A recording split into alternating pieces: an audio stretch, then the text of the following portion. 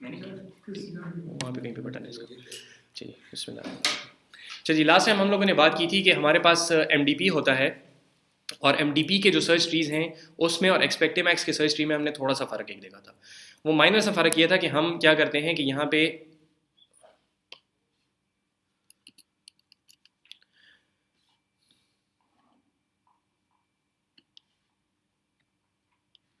पे हमारे पास जो मैक्स का नोड होता है जो कि बेसिकली मैक्सिमाइज करना चाहता है हमारी यूटिलिटी को, उसमें हम कोई एक एक्शन डिसाइड करते हैं और एक्शन डिसाइड करने के बाद हम एक खास स्टेट में आ जाते हैं जिसको कहा जाता है क्यू स्टेट। ठीक है, इस क्यू स्टेट में फिर आपके हाथ से बात निकल गई, आपने कमिट कर दिया एक एक्शन पे, आपने नॉर्थ प्रेस कर दिया, लेकिन यहाँ पे एक डिटर्मिनिज्म थोड़ा सा खत्म होता है और स्टोकेस्टिसिटी आती है कि आपके नॉर्थ प्रेस करने के बाद आप नॉर्थ भी जा सकते हैं विद हाई प्रोबेबिलिटी हमारे केस में, या आप स्लिप करके ईस्ट और वेस्ट भी जा सकते हैं। ठीक है, तो ये स्लिपेज इसके अंदर पॉसिबल है। तो स्टोकेस्टिसिटी जो है उसकी वजह से यहाँ पे आपके पास जो एंडिंग स्टेट होगी इस एक्शन के नतीजे में वो ज़रूरी नहीं है कि कोई एक खास हो। ठीक है, उसके ऊपर कोई प्रोबेबिलिटी काम करेगी और उस प्रोबेबिलिटी के नतीजे में ये पता चलेगा कि आया आप नॉर्थ वाली स्टेट में पहुंचे या आप ईस्ट वाली स्टेट में पहुंचे या आप वेस्ट वाली स्टेट में पहुंचे। ठीक है, तो आपकी ये स्टोकेस्टिसिटी जो है इसेंशियली इस क्यू स्टेट के अंदर हम हैंडल करेंगे। ठीक है, खास मकसद है इसका, आगे आप देख लेंगे कि इसको स्प्लिट करने का क्या वजह है, अभी देखते हैं थोड़ी देर में। ठीक है, तो ये बात क्लियर है जी, ये बात हमने की थी। अब इसमें इशू ये है कि आपके पास जिस तरीके से एक्सपेक्टेमैक्स के ट्री जो है वो इन्फिनिटली ग्रो कर सकता था, आपके पास मिनिमैक्स का ट्री इन्फिनिटी ग्रो कर सकता था, तो हमारे पास हमें चाहिए इसकी यूटिलिटी आगे कंप्यूट करने के लिए, इसकी यूटिलिटी के लिए अगली स्टेट का हमें चाहिए, उसकी यूटिलिटी के लिए अगली स्टेट से हमें चाहिए। तो अनलेस कि आपके पास कोई ऐसी स्टेट हो जो कि एंडिंग स्टेट हो, ठीक है, एंडिंग स्टेट हो भी तो हर स्टेट तो एंडिंग नहीं होगी, कहीं पे भी लूप आ गया तो आपके पास इन्फिनिट ट्रीज बनते हैं। ठीक है, तो उसका इलाज हमने पहले क्या किया था, हम लोगों ने डेप्थ लिमिटेड के ऊपर बात की थी, हम लोगों ने कुछ प्रूनिंग वगैरह के जरिए से उसको कम किया था मसले को, लेकिन ख़त्म नहीं हुआ था, लेकिन मोस्टली हम डेप्थ लिमिटेड के जरिए से मसले को हल कर रहे थे। तो अभी हम बेसिकली देखना चाहते हैं एक और तरीका। ठीक है, डेप्थ लिमिटेड भी आएगा लेकिन उसके अलावा एक और तरीका हम देखना चाह रहे हैं which makes much more sense. ठीक है, डेप्थ लिमिटेड में आपको याद होगा कि मसला क्या था कि हम लोगों ने कहा कि यहाँ तक हम जाएंगे और आगे वी विल ओनली एस्टिमेट। ठीक है, तो वो एस्टिमेट आपका सही भी हो सकता है, गलत भी हो सकता है। ठीक है ना, अगर आपने गलत एस्टिमेट कर लिया तो आपका काम, ऊपर का सारे डिसीजन जो हैं वो काफ़ी ख़राब होंगे। अगर आपने बहुत अच्छा एस्टिमेट कर लिया तो ऊपर का काम अच्छा होगा। तो वो चीज़ थोड़ी सी हमारे हाथ से बाहर निकल गई और एस्टिमेट के ऊपर चली गई। तो अभी हम एक और तरीका निकालना चाह रहे हैं जिसके अंदर हम लिमिट भी लगा देंगे एक चीज़ के ऊपर और हमारे पास वो जो एस्टिमेट की जो शेकीनेस थी वो भी ख़त्म हो जाएगी हमारे पास। एस्टिमेट हम क्या करें, लेवल करना चाह रहे हैं, वैल्यू, कि भाई लेट से 10वें लेवल तक मैं कंप्यूटेशन करूंगा और 10 के बाद बस फिर मैं एस्टिमेट लगाऊंगा। तो ये जी, कि ये जो स्टेट है, ये जो हमारे पास अब स्टेट आ गई है 10 लेवल डीप में आ गया, इसके बाद जो स्टेट की वैल्यू है बस मैं कंप्यूट नहीं कर रहा, आई थिंक इट्स 10। ठीक है, तो वो जो एस्टिमेट वाली चीज़ है ऑब्वियसली इट इन्वॉल्व समथिंग, लेकिन उसको हम खत्म करना चाह रहे हैं। ठीक है, इसमें ये वो बात है कि जितना हम ज़्यादा नीचे जाएंगे इतना जी हमारे ऊपर कम होगा। बिल्कुल, लेकिन जितना ज़्यादा नीचे जाएंगे फिर कंप्यूटेशन ज़्यादा होती है। ठीक है, तो बेसिकली इसको हम लाना चाह रहे हैं थोड़ा सा फॉर्मलिज्म की तरफ, कि इसको फॉर्मली हम किस तरीके से डिफाइन करेंगे। ठीक है, तो उसके लिए हम कॉन्सेप्ट इस्तेमाल करेंगे यूटिलिटीज़ का। तो यूटिलिटीज़ आपको याद हो, कोई भी इस तरह की चीज़ है जो कि एजेंट चाहता है। ठीक है, रिवॉर्ड के सेंस में हमने इसको लिया था। ठीक है, आगे देखेंगे कि इन दोनों में डिफ्रेंशिएशन थोड़ी सी किस तरीके से करते हैं। तो हमारे पास जो रिवॉर्ड के सीक्वेंसेज हैं उनको एजेंट किस तरीके से कैटेगराइज करना चाहता है। मिसाल के तौर पे ये देखें कि आया एजेंट चाहता है कि मुझे कम रिवॉर्ड मिले या ज़्यादा मिले। ऑब्वियसली वी ऑल अग्री कि भाई ओवरऑल सम ज़्यादा होना चाहिए। ठीक है, इस हमने अपनी फॉर्मलिज्म इस तरीके से बनाई है कि ओवरऑल सम ज़्यादा होना चाहिए। तो अगर आपके पास पहली दफ़ा आपको 1 मिलता है, दूसरी दफ़ा 2 मिलता है और तीसरी दफ़ा 2 मिलता है, ये एक सिनारियो है। दूसरे सिनारियो में 2 मिलता है, 3 मिलता है और 4 मिलता है, तो आप कौन सा वाला प्रेफर करेंगे? दूसरा वाला। ठीक है, ऑब्वियसली तो ये बात जो काफ़ी हद तक है। लेकिन ज़्यादा जो कन्फ्यूजिंग चीज़ है वो ये है कि अभी आपको रिवॉर्ड चाहिए या बाद में चाहिए।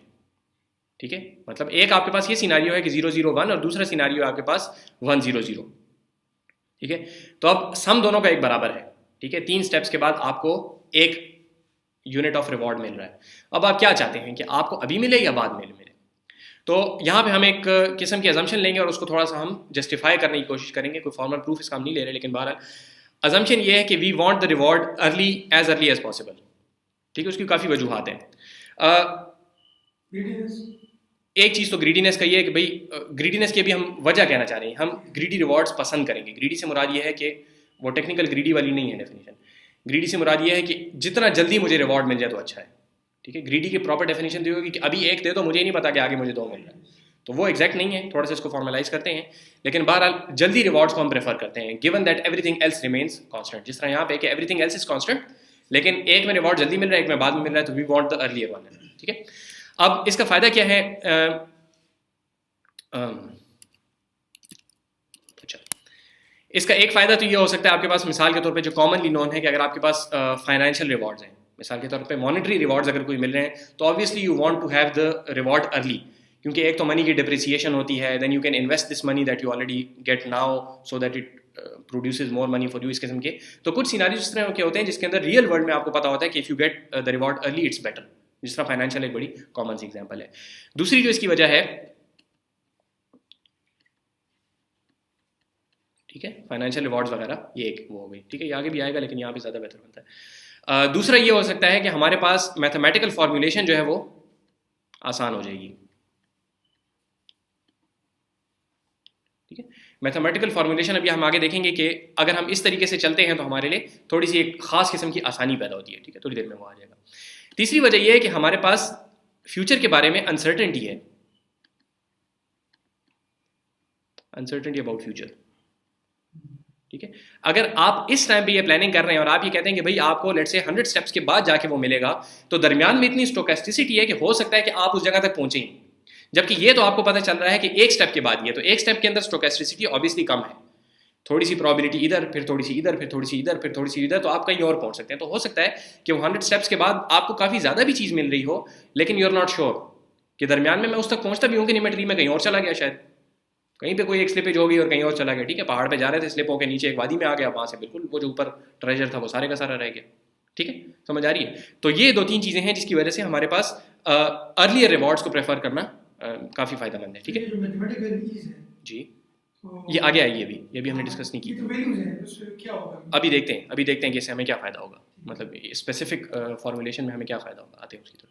ये हमारा मेन कॉन्सेप्ट है आज का।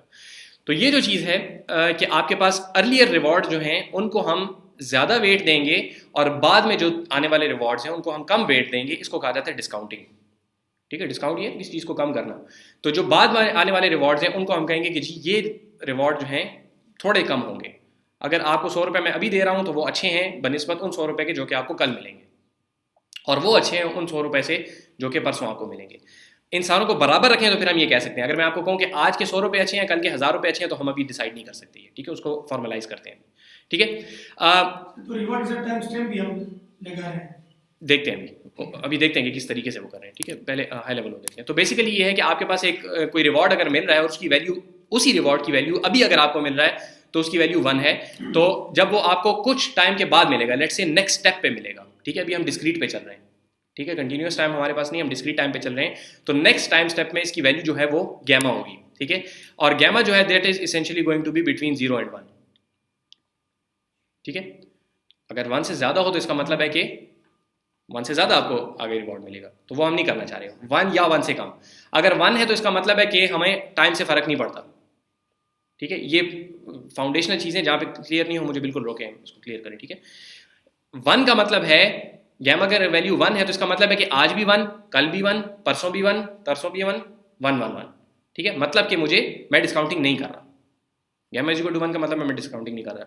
Gamma is equal to 0 does not make any sense, क्योंकि आज 1 है और इसके बाद मैं नहीं देख रहा आगे कि क्या हो रहा है, बस मुझे अभी पैसे चाहिए सिर्फ। ठीक है, ये वो वाला सिनारियो है कि बस वो मुर्गी को ज़बा करो और सारे अंडे निकालो। ठीक है, कहानी सुनी हुई आप लोगों ने? हाँ, ठीक है, हो सकते हैं ये 0,1 ये नोटेशन देख लें। ये जो नोटेशन होती है ना, आपके पास रेंजेस के लिए 2-3 किस्म की नोटेशन इस्तेमाल होती हैं। हमने पहले जो ये देखा था ना, ये सेट है, इसका मतलब है कि यू कैन ओनली पिक 0 और 1। ठीक है, ये डिस्क्रीट होते हैं। इस नोटेशन का मतलब है कि you can pick 0 and 1 but not inclusive. ठीक है, मतलब ये इसको कहते हैं ओपन इंटरवल है। ये एग्जैक्ट 0 और एग्जैक्ट 1 आप नहीं ले सकते, दरमियान की चीज़ आप ले सकते हैं। हाँ, बाउंड्री शामिल नहीं है। ये नोटेशन मैं सही लिख रहा हूँ, गलत तो नहीं लिख रहा? और एक ये होती है जिसके अंदर बाउंड्रीज शामिल होती हैं, तो ये दोनों कंटिन्यूअस है। ठीक है, जिसका मतलब है कि दीज टू और एनीथिंग इन बिटवीन, पहले वाले में एक्सक्लूडिंग एग्जैक्टली दीज टू। ठीक है, ये 0 मतलब ये नहीं होगा कि इतनी देर बाद हमें मिला है कि उसको कोई फायदा नहीं है। नहीं, देखें इसको यहाँ पे गैमा की वैल्यू के अंदर पुट करें ना। अगर मैं कहूँ कि हो सकता है, ऐसे को वो नहीं है, हो सकता है ठीक है, 0 और 1 भी आप ये दे सकते हैं, लेकिन हम जिस फॉर्मलिज्म में जाना चाह रहे हैं उसमें ये दोनों इतना सेंस नहीं बनाएंगे हमारे पास। अगर गैमा की वैल्यू लेट्स से 0.5 है, इसका मतलब है कि आज जो मुझे रिवॉर्ड मिल रहा है दैट इज 1 और कल मैं उसको आधा कंसिडर करूंगा। अगर इसकी वैल्यू 0 है तो इसका मतलब है कि आज अगर मुझे 1 मिल रहा है, कोई मुझे कहे कि कल मैं तुम्हें 1000 रुपए दूंगा, मैं कहूंगा मुझे नहीं चाहिए, ठीक है, मैं उसको मल्टीप्लाई बाय 0 कर रहा हूँ, कल जो भी मिलेगा दैट इज मल्टीप्लाई बाय 0, तो वो 1000 हो के लाख हो के 2 करोड़ हो, दैट इज मल्टीप्लाई बाय 0, ठीक है। तो अगर आप इसको इसी तरीके से देख लें एक हाई लेवल डिस्क्रिप्शन में कि अगर आज आपको कोई 100 रुपए दे रहा है और दूसरा बंदा आपको कहता है कि आज 100 मैं आपको नहीं दूंगा, कल फॉर श्योर मैं तुम्हें 1 लाख रुपए दूंगा, तो आप कौन सा प्रेफर करेंगे? कल वाला। इसमें गैमा इतना ज्यादा है कि you can take that risk, ठीक है। अगर ये 100 रुपए भी ना मिले और वो भी ना मिले तो चलो खैर, लेकिन उधर रिवॉर्ड बहुत ज्यादा है। इस वजह से गैमा को जो है हम 1 से ज्यादा फॉर द टाइम बीइंग नहीं लेके जा रहे, ठीक है। हमारे पास मोस्टली जो हम काम करेंगे, हम मोस्टली क्या हम सारा जो काम करेंगे वो गैमा को हम 0 और 1 के दरमियान में रखेंगे। एग्जैक्टली जब गैमा 1 होगा, इसका मतलब है कि एक बंदा कहता है कि मैं आज आपको 1 रुपया देता हूँ, दूसरा कहता है मैं आपको कल 1 रुपया देता हूँ, तो दोनों बराबर है। एक कहता है मैं आपको साल बाद 1 रुपया दूंगा, हमारे लिए तीनों बराबर है, ठीक है। गैमा 1 का मतलब है, यहाँ पे देखें ना 1 साथ साथ लगा दीजिए, अगले टाइम स्टैम्प पे ये गैमा स्क्वायर हो जाएगा, ठीक है। मिसाल के तौर पे आज 1, कल 0.5, परसों 0.25, उसके बाद 0.125 और उसके बाद मुझे नहीं पता क्या होता है मल्टीप्लाई करें तो, ठीक है। ठीक है, तो ये एक्सपोनेंशियल डीके आपके पास आएगा इसके अंदर, ठीक है। आगे जो है फिर आपके पास गैमा क्यूब होगा, फिर उसके बाद गैमा टू द 4 होगा। तो आप ये देख लें कि अचानक ये चीज जो है ये नीचे की तरफ जा रही है। ये आपको कैसे पता चला कि गैमा जो है दैट इज बिटवीन 0 एंड 1, ठीक है। और 0 और 1 के दरमियान में कोई चीज हो, मिसाल के तौर पे 0.5, जब आप इसको n पे रेज करें तो n आप जितना ज्यादा करेंगे तो इट विल एक्सपोनेंशियली डिके, ठीक है, इट क्विकली गोज टू 0, और अगर n गोज टू इन्फिनिटी तो ये चीज जाएगी 0 पे, ठीक है। ये बात अगर किसी को क्लियर नहीं है तो कैलकुलेटर पकड़े और उसमें मल्टीप्लाई मल्टीप्लाई मल्टीप्लाई करते जाएं तो आपको पता चलेगा कि ये चीज़ तेज़ी से उस पर जाती है, ठीक है। ये बहुत फाउंडेशनल कॉन्सेप्ट है बहुत ज़्यादा जगहों पे, ठीक है। तो इसको अच्छी तरह आज़म करें। ये स्टेप आप इसलिए बता रहे हैं कि वैल्यू अर्ली लेनी चाहिए, अर्ली लेनी चाहिए, बिल्कुल बिल्कुल, फिलहाल सिर्फ ये मकसद है, ठीक है। आगे फिर अभी हम देखेंगे कि इससे अचानक हमें बहुत सारे बेनिफिट्स फॉर फ्री मिल जाएंगे, ठीक है। अभी सिर्फ हम ये है कि हम प्रेफरेंसेस अपने बताना चाह रहे हैं कि मेरा प्रेफरेंस ये है कि reward now is better than later, या early on is better than later on, ठीक है जी। तो इस कॉन्सेप्ट को कहा जाता है डिस्काउंटिंग, कि आपके पास जो बाद में आने वाले रिवॉर्ड्स हैं हम उनको थोड़ा सा मल्टीप्लाई बाय सम फैक्टर कर रहे हैं ताकि वो थोड़े हो जाए, ठीक हो गया। अच्छा, तो डिस्काउंट करने का तरीका क्या है कि आपके पास शुरू में यहाँ पे कोई वैल्यू होगी, ठीक है। आप ये कहेंगे कि इस टाइम पे मुझे जो वैल्यू जो रिवॉर्ड मुझे मिल रहा है वो रिवॉर्ड यहाँ पे आपको मिलेगा, आगे देखते हैं अभी, ठीक है। यहाँ पे जो रिवॉर्ड मिल रहा है उसको मैं करूंगा मल्टीप्लाई बाय 1, यहाँ पे जो मुझे रिवॉर्ड मिल रहा है जो भी मिल रहा है उसको मैं मल्टीप्लाई करूंगा गैमा के साथ। तो अगर वो भी 1 था तो वो 1 से कम हो जाएगा क्योंकि गैमा 1 से कम है, ठीक है। इसके बाद तीसरे स्टेप पे जो रिवॉर्ड मुझे मिल रहा है उसको मैं मल्टीप्लाई करूंगा गैमा स्क्वायर के साथ, तो अगर वो भी 1 था तो वो गैमा स्क्वायर हो जाएगा और कम हो जाएगा। तो इससे क्या पता चलेगा कि अगर मेरे पास एक रिवॉर्ड था 100 तो इसकी टोटल वैल्यू क्या आ जाएगी, हमारे पास 1 आ जाएगी। और लेट्स से गैमा की वैल्यू जो है वो 0.5 है, तो 001 जो है उसकी मेरे पास जो टोटल वैल्यू आ जाएगी ये हो जाएगी गैमा स्क्वायर मल्टीप्लाई बाय 1, तो 0.25, ठीक है। ये कैलकुलेशन आगे करते हैं, एग्जैक्ट एग्जांपल इसकी चलाते हैं आगे फिर, ठीक है जी। तो मैं अब इन दोनों में से कौन सा प्रेफर करूंगा, ये वाला, क्योंकि इसमें रिवॉर्ड ज्यादा है, ठीक है। तो हमारा वो मकसद हल हो गया कि earlier is better than later, ठीक है जी। तो ये डिस्काउंटिंग का कॉन्सेप्ट है, इसको भी हम बेसिकली चलाना चाहते हैं। एग्जांपल 0.5 की है, फलाना ये देखा लेट्स से गैमा की वैल्यू 0.5 जी, लेट्स से है भी है जी जी, ये अभी हमें नहीं पता है कहाँ से आएगी, ठीक है। जैसा कि मशीन लर्निंग में और तकरीबन मशीन लर्निंग के आगे जितनी वेरिएशन सब में ये है कि हम एक मसला हल करते हैं, एक नया वेरिएबल खड़ा हो जाता है उसकी जगह पे, ठीक है। उसको हल करते हैं, एक और वेरिएबल आ जाता है, ठीक है। इस चीज़ को कहा जाता है हाइपर पैरामीटर।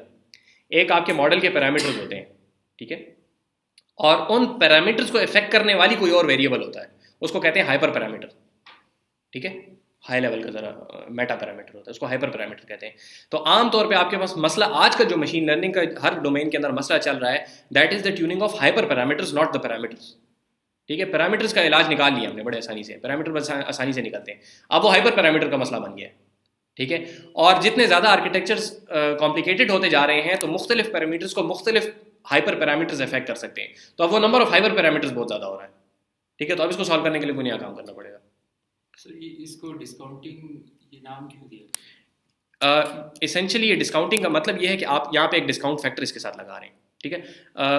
एक साइकोलॉजी में एक प्रिंसिपल है डिस्काउंटिंग प्रिंसिपल, उसका मतलब ये होता है कि आप अभी अपने आप से काम कर रहे हैं खुद से, मैं आपको एक रिवॉर्ड भी दूं उसी काम करने के लिए, ठीक है, आपकी प्रोडक्टिविटी कम होगी, ठीक है, तो उससे तो नहीं लिया ये वो डिस्काउंटिंग नहीं है, ये वो डिस्काउंटिंग नहीं है। दिस इज एसेंशियली कि हम टाइम स्टैम्प के साथ एक डिस्काउंटिंग फैक्टर लगा रहे हैं। Discounting means reducing the value, ठीक है, वो इंग्लिश में जो वो है वहाँ का discounting factor, I am not sure कि वो डायरेक्ट हो सकता है। असल में ये मसला ये है कि पीछे कहीं से चेन आती है, तो हो सकता है उसका आपस में कोई ताल्लुक हो, लेकिन मेरे जहन में भी फिलहाल नहीं आ रहा, ठीक है, हो सकता है उसका कोई ताल्लुक हो इसके साथ।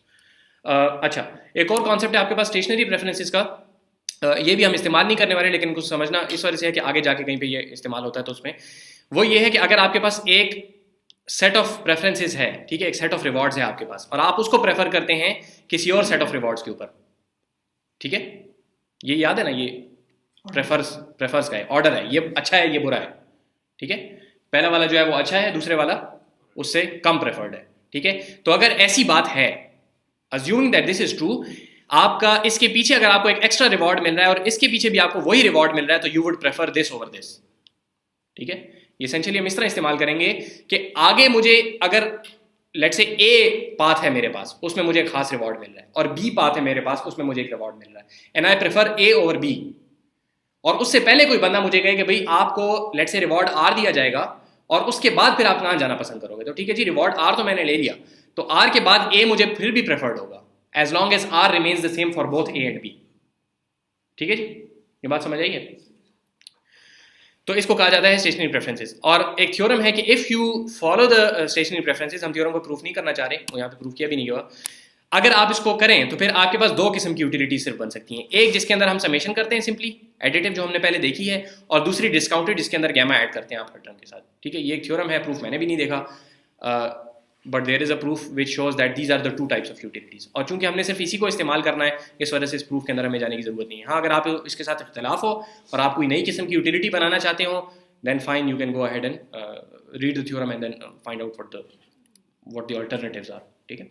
ये कहाँ पे यूज होगा स्टेशनरी? ये भी आगे करते हैं ना, ये आगे भी इसके इसमें ये हमारे पास फिक्स है, ऑलवेज जितने भी हम रिवॉर्ड या यूटिलिटी हम लेंगे एक जी। देखें, इस पूरी चीज़ को हम बंद कर देंगे एक डब्बे के अंदर, हम इसको कह देंगे कि ये सारे का सारा ए है और ये सारे का सारा बी है, ठीक है। और एक से पहले अगर हमें आर मिलता है और बी से पहले अगर हमें आर मिलता है, ठीक है, तो अगर आर मैं इसके साथ भी लगा दूं और इसके साथ भी लगा दूं, तो I still prefer this over this as long as R remains the same, ठीक है। अगर आर में फ़र्क है तो फिर कैलकुलेशन करनी पड़ेगी, जब आर सेम है तो फिर इसका एक फ़ायदा तो ये है कि फ़ौरन ये वाली बात हम इसमें साबित कर सकते हैं कि भाई आपके पास यही दो तरीके हैं, तीसरा तरीका है ही नहीं।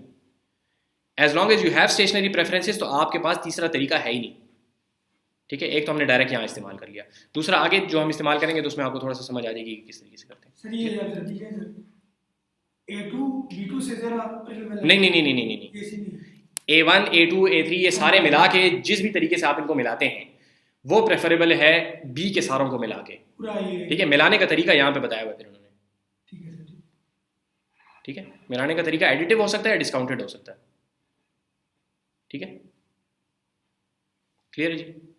अच्छा, अभी हम ये ज़रा इसको ये एसेंशियली आपके पास ये जो ये आज का जो हमारा लेक्चर है ना, ये बेसिकली रीइंफोर्समेंट लर्निंग है। लास्ट टाइम भी मैंने आप लोगों को बताया था कि ये जो 1-2-3 लेक्चर के हमारा काम है, this is essentially reinforcement learning, इसलिए मैं ये चाहता हूँ कि इसके ऊपर हम अच्छा खासा वो लगा लें, तो अगेन आप लोग खैर बोर नहीं हो। ये हमारे पास एक छोटा सा MDP है, ठीक है। इसके अंदर हमारे पास ये स्टेट्स हैं, स्टेट्स A से लेके E तक हैं, ठीक है, ये 5 स्टेट्स हैं, और आपके पास A स्टेट जो है उसके अंदर रिवॉर्ड जो है दैट इज 10 और E स्टेट के अंदर रिवॉर्ड इज 1।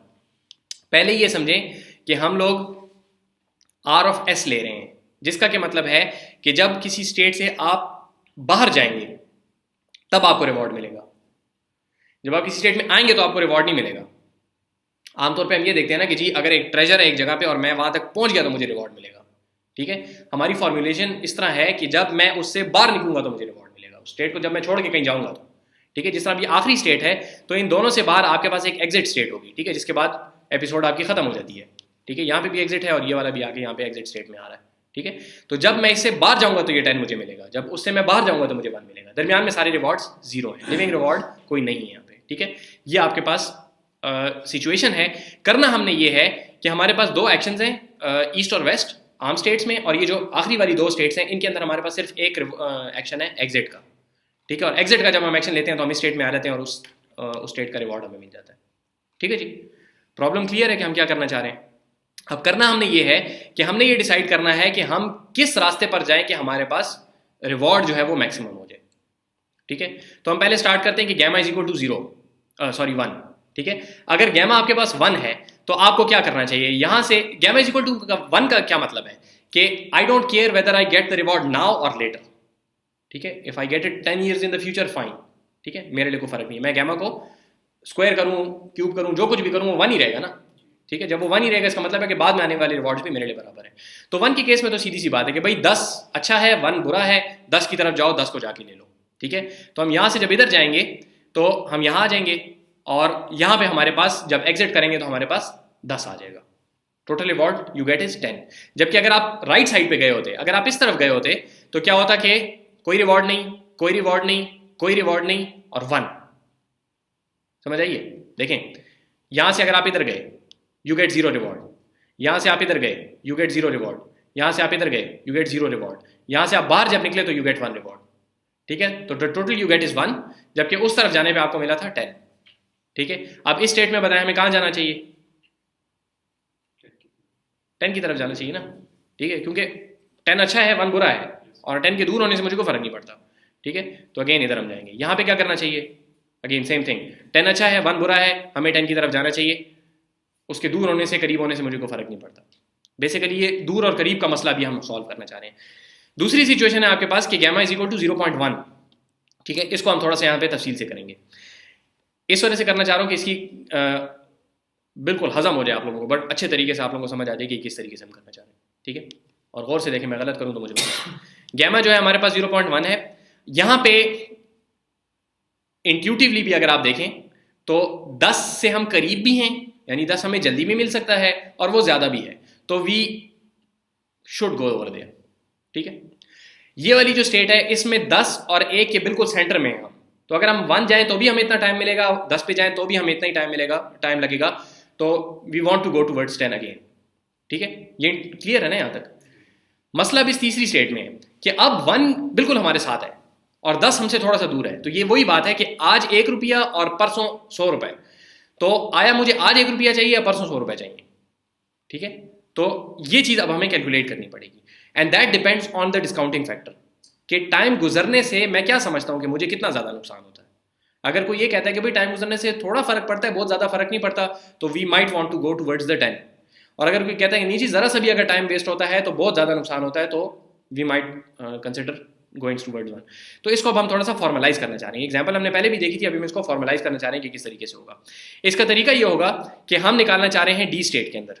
ठीक है, तो डी स्टेट में अगर आप लेफ्ट साइड पे जाएं, ठीक है, अगर आप वेस्ट जाएं तो वेस्ट जाने की केस में आपके पास जो रिवॉर्ड होगा वो क्या होगा? सबसे पहली स्टेट में आपको क्या मिलेगा? यहां से हम निकल रहे हैं, पहली स्टेट में आपको क्या मिलेगा? 0।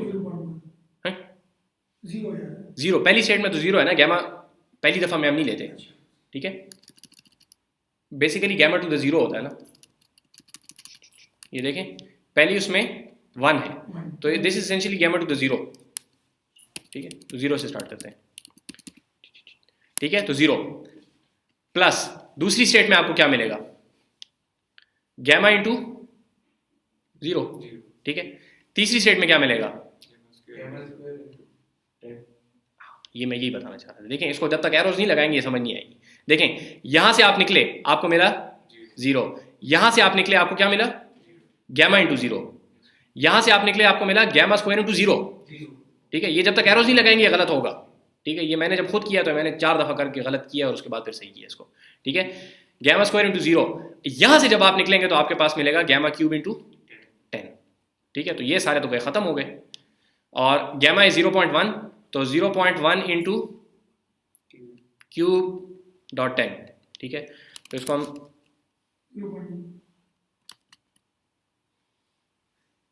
बोलें कर सकते हैं, तो मैं तो नहीं कर सकता इसलिए मैं तो इस तरह करूंगा। ठीक है, 001। ठीक है, इसीलिए मैं नहीं कर रहा हाथ से। 0.01। ठीक है,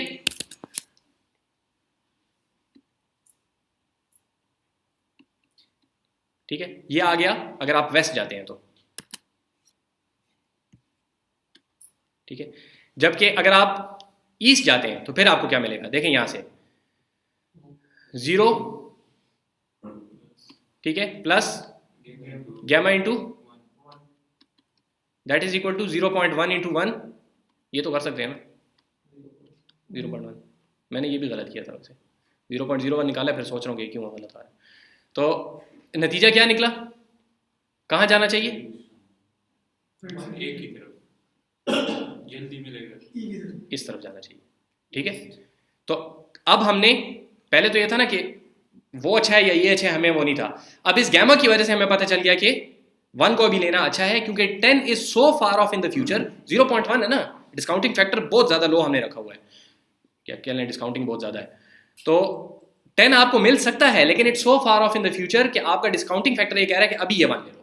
जबकि इसी को अगर हम 0.1 की जगह पे अगर हम इसको 0.9 कर दें तो then 10 would again be the better case, ठीक है। तो अब हमारे पास सवाल ये पैदा होता है कि वो कौन से गैमा की वैल्यू है जिसमें ये दोनों बराबर हो जाएंगे, ताकि फिर उसके बाद हम फैसला कर सकें ना कि अगर इसे इतना है तो उधर, उतना है तो उधर। समझ आ रही बात की? तो हम बेसिकली करना क्या चाहते हैं कि for which gamma are west and east equally good, ठीक है। तो इसके लिए हमें बहुत बड़ी साइंस जगाने की जरूरत नहीं है, यहाँ पे हमने कैलकुलेट किया हुआ है फॉर्मूला। तो 0 plus gamma into 0 plus gamma square into 0 plus gamma cube into 10 that should be equal to 0 plus gamma into 1, ठीक है ना। ये तो हमें बड़ी आगे प्रेडिक्शन करनी पड़ेगी कि हमें क्या पता 10 आ रहा है कि 100 आ रहा है आगे। वो 10 फिलहाल आपको गिवन है, ठीक है वो आते हैं उसकी तरफ, वो अपनी जगह पे एक मसला है, ठीक है, लेकिन फिलहाल 10 गिवन है, ठीक है।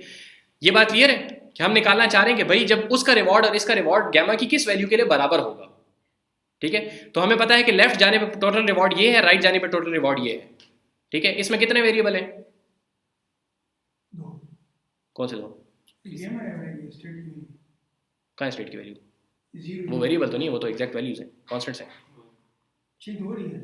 नहीं चेंज हो रही, ये अलग वेरिएबल है, ये अलग वेरिएबल है, ये अलग वेरिएबल है, ये कॉन्स्टेंट्स है ना। मैं इस इक्वेशन की बात कर रहा हूँ, जो इक्वेशन मैंने लिख दिया है एक दफ़ा, इसमें तो एक वेरिएबल है ना, तो एक वेरिएबल एक इक्वेशन से सॉल्व हो सकता है, ठीक है। ये अनफॉर्चुनेटली हम लोग जब लीनियर अलजेब्रा पढ़ते हैं तो ये वाली चीज़ हमें नहीं पढ़ाई जाती है, लेकिन इस तरीके से नहीं पढ़ाई जाती।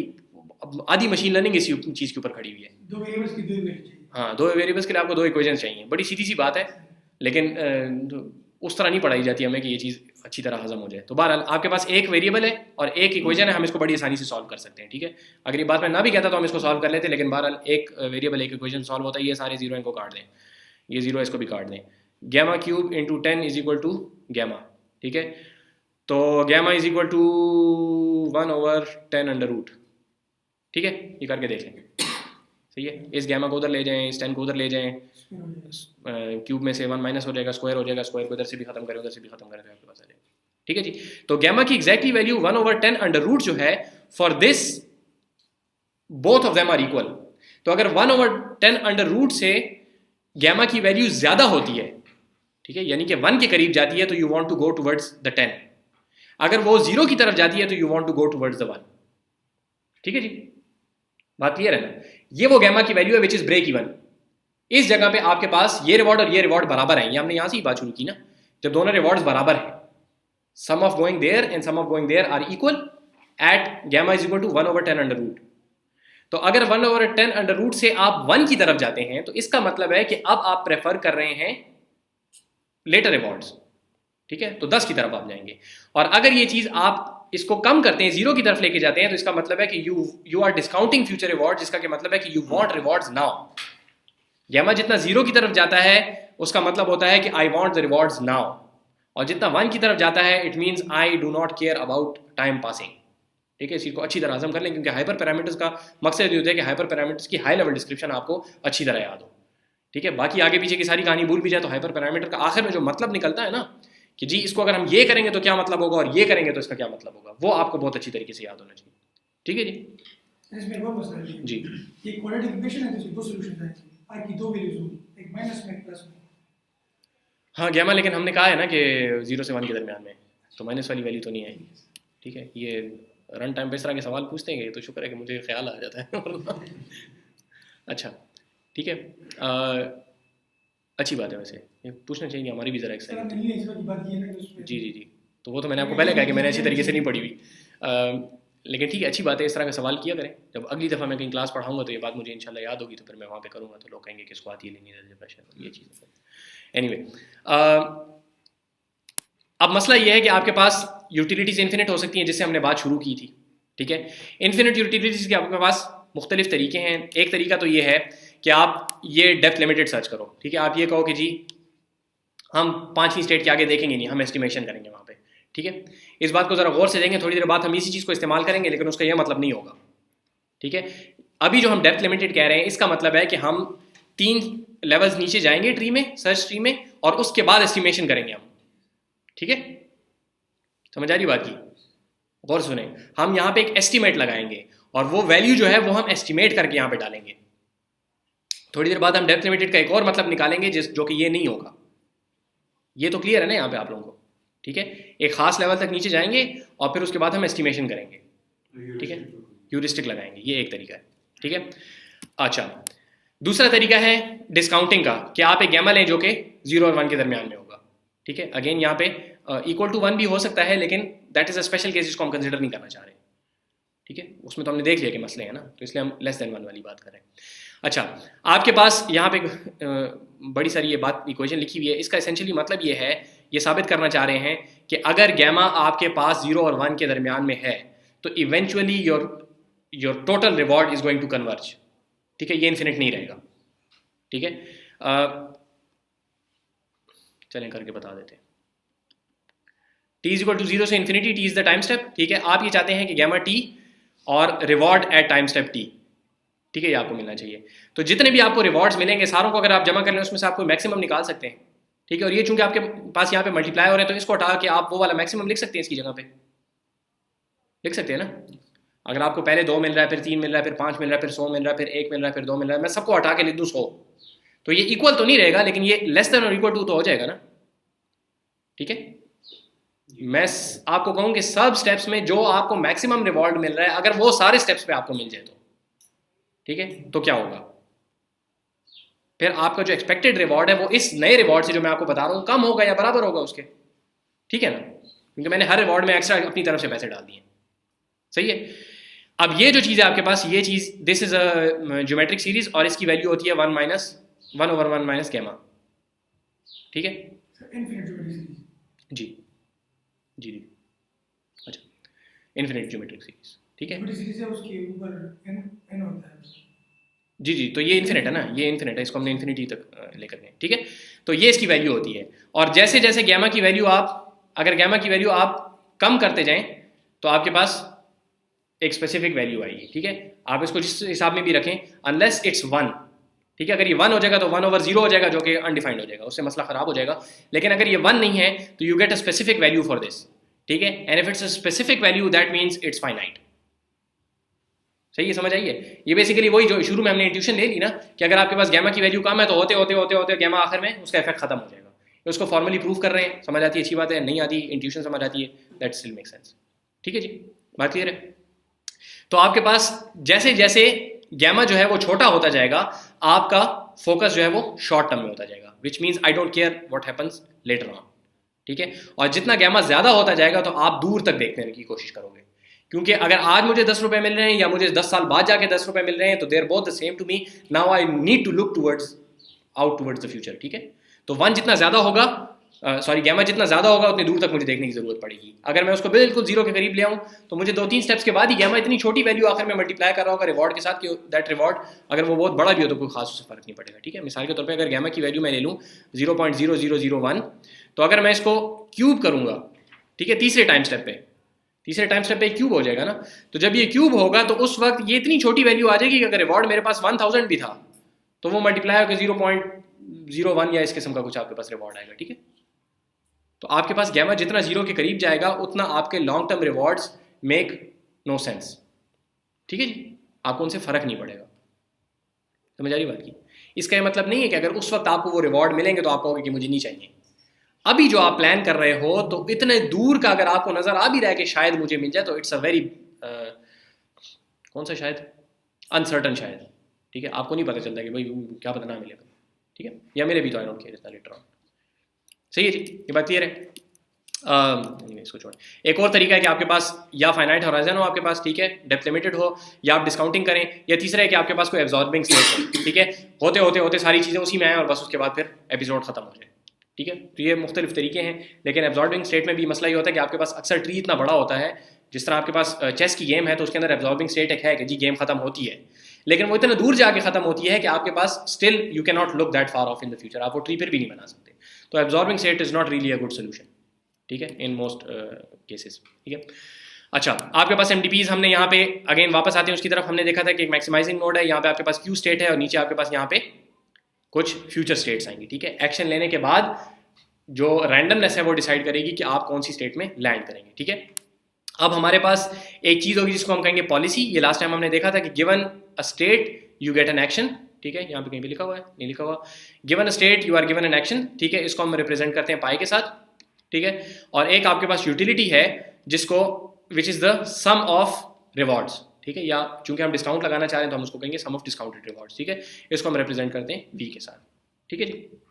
अच्छा जी, अब मसला ये है कि अभी पीछे जो काम हमने हाथ से किया एक गैमा के लिए और किसी एक स्टेट के लिए, तो उसको अब हम किस तरीके से एक्सपैंड कर सकते हैं, ठीक है। वहाँ पे हमारे पास एक ही इक्वेशन थी और एक ही अननोन था, उसको हम सॉल्व कर सकते थे, लेकिन आपके पास जब स्टेट्स ज़्यादा हो जाती हैं, देखिए आपके पास यहाँ पे लेट्स से 1000 स्टेट्स हैं, तो आपके पास इतने ज़्यादा इक्वेशंस फिर बन जाएंगी कि आप यहाँ भी जा सकते हैं, यहाँ भी जा सकते हैं, यहाँ से भी जा सकते हैं, वहाँ से भी जा सकते हैं, ऊपर से भी आ सकते हैं, अगर 3 डायमेंशनल है तो पीछे से भी आ सकते हैं। इतने ज़्यादा आपके पास इक्वेशंस बन जाएंगी कि उन इक्वेशंस को क्लोज फॉर्म में सॉल्व करना फीजिबल नहीं रहता, ठीक है, बात समझ आ रही है। हर ब्रांच के लिए अलग गेम होगा, गैमा एक ही होगा, लेकिन जब आप उन सारी स्टेट्स के लिए उसको कंप्यूट करेंगे, इस स्टेट के लिए भी, इस स्टेट के लिए भी, इस स्टेट के लिए भी, क्योंकि पीछे तो हमने सारी चीज़ों को 0 0 0 करके ख़त्म कर दिया था ना। अगर लिविंग रिवॉर्ड आ गया तो फिर इस स्टेट पे भी फ़र्क पड़ेगा, अगर आप यू घूम के आए तो फिर कोई और वैल्यू होगी उसकी, ठीक है। तो वो इक्वेशंस इतनी ज़्यादा बन जाती हैं कि उनको क्लोज फॉर्म में इस तरीके से हम लीनियर अलजेब्रा से सॉल्व नहीं कर सकते, तो हमें कोई और तरीका यहाँ पे निकालना पड़ेगा, ठीक है जी। तो वो तरीका बेसिकली हम देखना चाह रहे हैं, लेकिन उससे पहले आप ये नोटेशन को क्लियर कर लें कि आपके पास एक वैल्यू होगी वी स्टार, ठीक है, this is the expected utility, ठीक है। हम क्या समझते हैं कि इस स्टेट से मुझे क्या यूटिलिटी या total sum of reward, sum of discounted rewards हासिल होगा, ठीक है। स्टार्टिंग इन स्टेट एस, अगर मैं एस में स्टार्ट करूं एंड एक्टिंग ऑप्टिमली, अगर मैं करेक्ट डिसीजन लूं, सारे के सारे करेक्ट डिसीजन क्या है अभी हमें नहीं पता, लेकिन अगर मैं करेक्ट डिसीजन लूं तो मुझे इससे क्या वैल्यू मिलेगी, ठीक है। टोटल यूटिलिटी मैं कितनी जमा कर सकता हूं इस स्टेट में से। अगर मैं आपको एस दूं तो आप मुझे बताएंगे कि टोटल रिवॉर्ड्स यहां इस स्टेट से स्टार्ट करके आगे सारे के सारे ऑप्टिमम एक्शंस लेने से क्या आपको यूटिलिटी हासिल होगी। अगेन याद रखें कि दिस इज एन एक्सपेक्टेशन, जब आप यहाँ पे आएंगे इस क्यू स्टेट के अंदर तो यहाँ पे अब ये चीज़ आपके हाथ में नहीं है कि आप कौन सी स्टेट में लैंड करेंगे, तो इसको हमें कैटर करना पड़ेगा, ठीक है जी। अगर हम इन सारे सेट्स को एक अरे में डाल दें जिस तरह हमने पहले, जी जी जी जी, तो एक इक्वेशन है, एक इक्वेशन नहीं आएगी ना। देखिए आपके पास एक है v ऑफ s1, एक है v ऑफ s2, एक है v ऑफ s3, ठीक है, v ऑफ s जितनी भी एसेस हैं। अब ये सारे अलग अलग वेरिएबल्स हैं ना, जब वेरिएबल ज़्यादा होंगे तो अगर आप कह रहे हैं कि एक इक्वेशन है तो फिर तो बिल्कुल सॉल्व नहीं होता। इसे आपने कहा कि वेरिएबल हमारे पास उधर भी हमने देखी लगी, वहाँ पे एक इस वजह से था, देखिए वहाँ पे एक इस वजह से था कि यहाँ पे हमने ये चीज़ जो थी 10 हमने एक्सप्लिसिट लिख दिया, ये 0 हमने एक्सप्लिसिट लिख दिया। मैंने यही कहा था ना कि यहाँ पे कॉन्स्टेंट्स हमने लेनी है, ये मैंने आपको बता दिए। अभी आपको एक का भी नहीं पता, आपके पास एक ब्लैंक वो आई है, अब आपने निकालना है कि इसकी क्या वैल्यू है, इसकी क्या वैल्यू है, इसकी क्या वैल्यू है। अब ये सारे ये भी वेरिएबल हो जाएगा, ये भी वेरिएबल हो जाएगा, ये भी वेरिएबल हो जाएगा और ये भी वेरिएबल हो जाएगा। अब आपके पास इक्वेशन एक है और वेरिएबल्स आपके पास बहुत ज़्यादा है, ठीक है, तो आप फिर वो सॉल्व नहीं कर सकते, ठीक है। अगर सिर्फ इन 10 और 1 को छोड़ दें, अगर ये दरमियान में जीरोस को भी आप चेंज कर दें, कॉन्स्टेंट वेरिएबल्स कर दें, तो भी आप ये काम नहीं कर सकते, ठीक है। तो इस तरीके से यहाँ पे आपके पास इतनी ज़्यादा स्टेट्स हैं, जितनी भी स्टेट्स हैं, 4-5 भी अगर स्टेट्स हैं आपके पास, तो उसके बाद फिर जब आप इन स्टेट्स को ज़्यादा करते हैं, और रियल वर्ल्ड प्रॉब्लम्स में आपके पास स्टेट्स काफ़ी ज़्यादा होती हैं, ठीक है, तो जब वो स्टेट्स ज़्यादा होती हैं तो उनको आप इस तरीके से क्लोज फॉर्म में सॉल्व नहीं कर सकते फिर, ठीक है। ऑल्दो कि यहाँ पे जो हम टॉय एग्जाम्पल्स देखते हैं उनको आप क्लोज फॉर्म से सॉल्व कर सकते हैं, ठीक है। 10-11 स्टेट्स को आप और ये आसानी से आजकल के कंप्यूटर्स के ज़रिए से प्रोग्राम लिखें, आपको सॉल्व करके दे देगा, ठीक है। लेकिन आपके पास इन जनरल जो लार्ज स्केल आपके पास काम होते हैं उसके अंदर आप ये काम नहीं कर सकते फिर, ठीक है जी। एक चीज़ होगी वैल्यू, तो value utility of the state is what do you expect to get if you start from here and act optimally. ये बात बड़ी इंपॉर्टेंट है, इसको याद रखें। ये देखिए यहाँ पे स्टार लगा हुआ है, स्टार आमतौर पे आपको रीइंफोर्समेंट लर्निंग में जहाँ पे भी नजर आएगा दैट बेसिकली मीन्स ऑप्टिमम, ठीक है, अच्छा काम। अभी हमें पता नहीं है कि वो अच्छा काम क्या है, लेकिन अगर मैं ऑप्टिमम काम करूं तो क्या मिलेगा। इस तरीके से आपके पास ये जो क्यू स्टेट है इसकी एक वैल्यू होती है, इसकी वैल्यू है expected utility starting out having taken action A. अब एक्शन के ऊपर आपने कमिट कर लिया, ठीक है, हम इस क्यू स्टेट पे तभी पहुंचे ना जब ए हमने ले लिया, ए का फैसला हो गया, जब ए का फैसला हो गया तो हम इस क्यू स्टेट में पहुंचे। अगर मैंने लेट से बी सिलेक्ट किया होता तो मैं किसी और क्यू स्टेट में गया होता, उसकी अपनी वैल्यू होगी कोई। दोनों में फर्क समझ आ रहा है कि यहां पे v जो है दैट बेसिकली टेल्स मी कि किस स्टेट की, इस स्टेट की सॉरी एक्सपेक्टेड यूटिलिटी क्या है, taking the optimum actions all the way up till the end. यानी कि ये ए भी इसमें शामिल है, ये ए जो है ये इस v की यूटिलिटी के अंदर इनकॉर्पोरेट हुआ हुआ है, जबकि इस q की यूटिलिटी के अंदर a नहीं है। a मैंने आपको पहले से बता दिया, खुदा करे कि वो a जो है वो डिसीजन ये है कि खाई के अंदर छलांग मार दो, q स्टेट का उसके साथ कोई काम नहीं है, वो डिसीजन q वैल्यू ने नहीं लेना। q वैल्यू सिर्फ ये बताएगी कि now that you have committed to this action, now after this what is the expected that you can get. ठीक है, समझ आ रही बात की। तो expected utility starting out having taken action A from state s and thereafter acting optimally, इसके बाद फिर आप ऑप्टिमल डिसीजंस करेंगे। ये ए तो हो गया, ठीक है, दाव बश्शा कर दे, ठीक है। इसके बाद अब आगे क्या करेंगे, तो ऑप्टिमली इसके बाद आप काम करेंगे, तो इसको कहते हैं क्यू वैल्यू, ठीक है, या क्यू स्टेट की एक्सपेक्टेड यूटिलिटी या यूटिलिटी, ठीक हो गया। और तीसरी चीज है ऑप्टिमल पॉलिसी, कि given any state S what action should you perform, what is the optimal action. Again we don't know what that optimal action is, ठीक है, समझ आ रही बात की, क्लियर है जी। ये तीन चीजें हमारे पास, इनकी बेसिस के ऊपर आगे अभी हम बेसिकली ये फाइंड आउट करना चाह रहे हैं कि हम given any state set of states MDPs discounting factor, हम किस तरीके से हर स्टेट की वैल्यू क्यू वैल्यू और एक्शन जो है वो निकालेंगे। सर इक्वेशन के अंदर हमारे पास एक गेम है जी यूटिलिटीज है हर स्टेट, जी जी जी डिस्काउंट से कॉस्ट नहीं है, नहीं हमें पता था कि स्टेट की नहीं हमें नहीं पता, रिवॉर्ड हमें पता होता है, यूटिलिटी नहीं पता होती। तो उधर हम रिवॉर्ड ही मल्टीप्लाई कर रहे हैं ना, नहीं नहीं नहीं डिस्काउंट नहीं नहीं नहीं नहीं, देखें ये फर्क देखें, utility is the sum of discounted rewards. अगर आप यहां से कैफे तक जाएं तो आपको कितने रिवॉर्ड्स रास्ते में मिलेंगे, ठीक है। रिवॉर्ड हर स्टेट का अलग अलग आपके पास शायद हो भी, ठीक है, कुछ केसेस में, बल्कि अक्सर केसेस में रियल वर्ल्ड में वो भी नहीं होता, लेकिन 12 लेट से वो है भी आपके पास, तो you don't know that if you take an action, तो दरमियान में कितनी स्टेट्स इस तरह की हैं जिनके अंदर there is a high probability of slipping and falling down the stairs, ठीक है। वो स्टेट आपको वो चीज नहीं पता, तो वो आपको कैलकुलेट करनी पड़ेगी प्रोबेबिलिटीज के साथ, एक्सपेक्टेशंस के साथ, ठीक है। एक्सपेक्टेड वैल्यूज आप हर स्टेट की निकालना चाहते हैं, प्लस यू वांट टू सी कि अगर मैं यहां हूं तो मेरे पास अगली ये 3 पॉसिबल स्टेट्स हैं, अब इसकी क्या वैल्यू है, इसकी वैल्यू कंप्यूट करने के लिए मुझे आगे इसका ट्री चलाना पड़ेगा, और हो सकता है कि वो स्टेट घूम के वापस इधर आ रही है, तो उसकी कंप्यूटेशन करने के लिए मुझे इसकी वैल्यू चाहिए, और इसकी वैल्यू के लिए मुझे उसकी वैल्यू चाहिए, और उसकी वैल्यू के लिए मुझे इसकी वैल्यू चाहिए, तो there is an infinite loop, ठीक है। तो अभी हम एक इक्वेशन बनाएंगे, वो equation is basically declarative knowledge, वो आपको बताएगी कि what is the true value. It does not tell you how to compute that value, but it will tell you what the value is, ठीक, सही है, ये बात क्लियर है। अच्छा, एनीवे अब हम इनको करना चाह रहे हैं सॉल्व, लेकिन उससे पहले जरा एक एग्जांपल देख लें यहाँ पे आपके पास, ये मत देखें, अच्छा देख लें, आपके पास वैल्यूज जो हैं ये आपके पास ग्रिड वर्ल्ड है, वही ये नीचे लिखा हुआ है कि वैल्यूज आफ्टर 100 आइटरेशंस, इसको थोड़ी देर के लिए छोड़ दें, सिर्फ ये देखें, इसकी तरफ आते हैं थोड़ी देर बाद। इसको आप ये देखें कि अगर आप इस स्टेट में हैं, ठीक है, ये आपको याद होगा कि ये वो +1 वाली स्टेट है, इसके अंदर रिवॉर्ड +1 था, ठीक है, और नीचे वाली जो स्टेट थी वो खाई थी, उसके अंदर रिवॉर्ड -1 था, ठीक है। अगर आप इस स्टेट में हैं तो यहां पे आपके पास ऑल पॉसिबल एक्शंस क्या हैं, सिर्फ एग्जिट, ठीक है, ये वो टर्मिनल स्टेट है ना, इसके अंदर से सिर्फ आप एग्जिट ले सकते हैं, वापस बाहर नहीं जा सकते।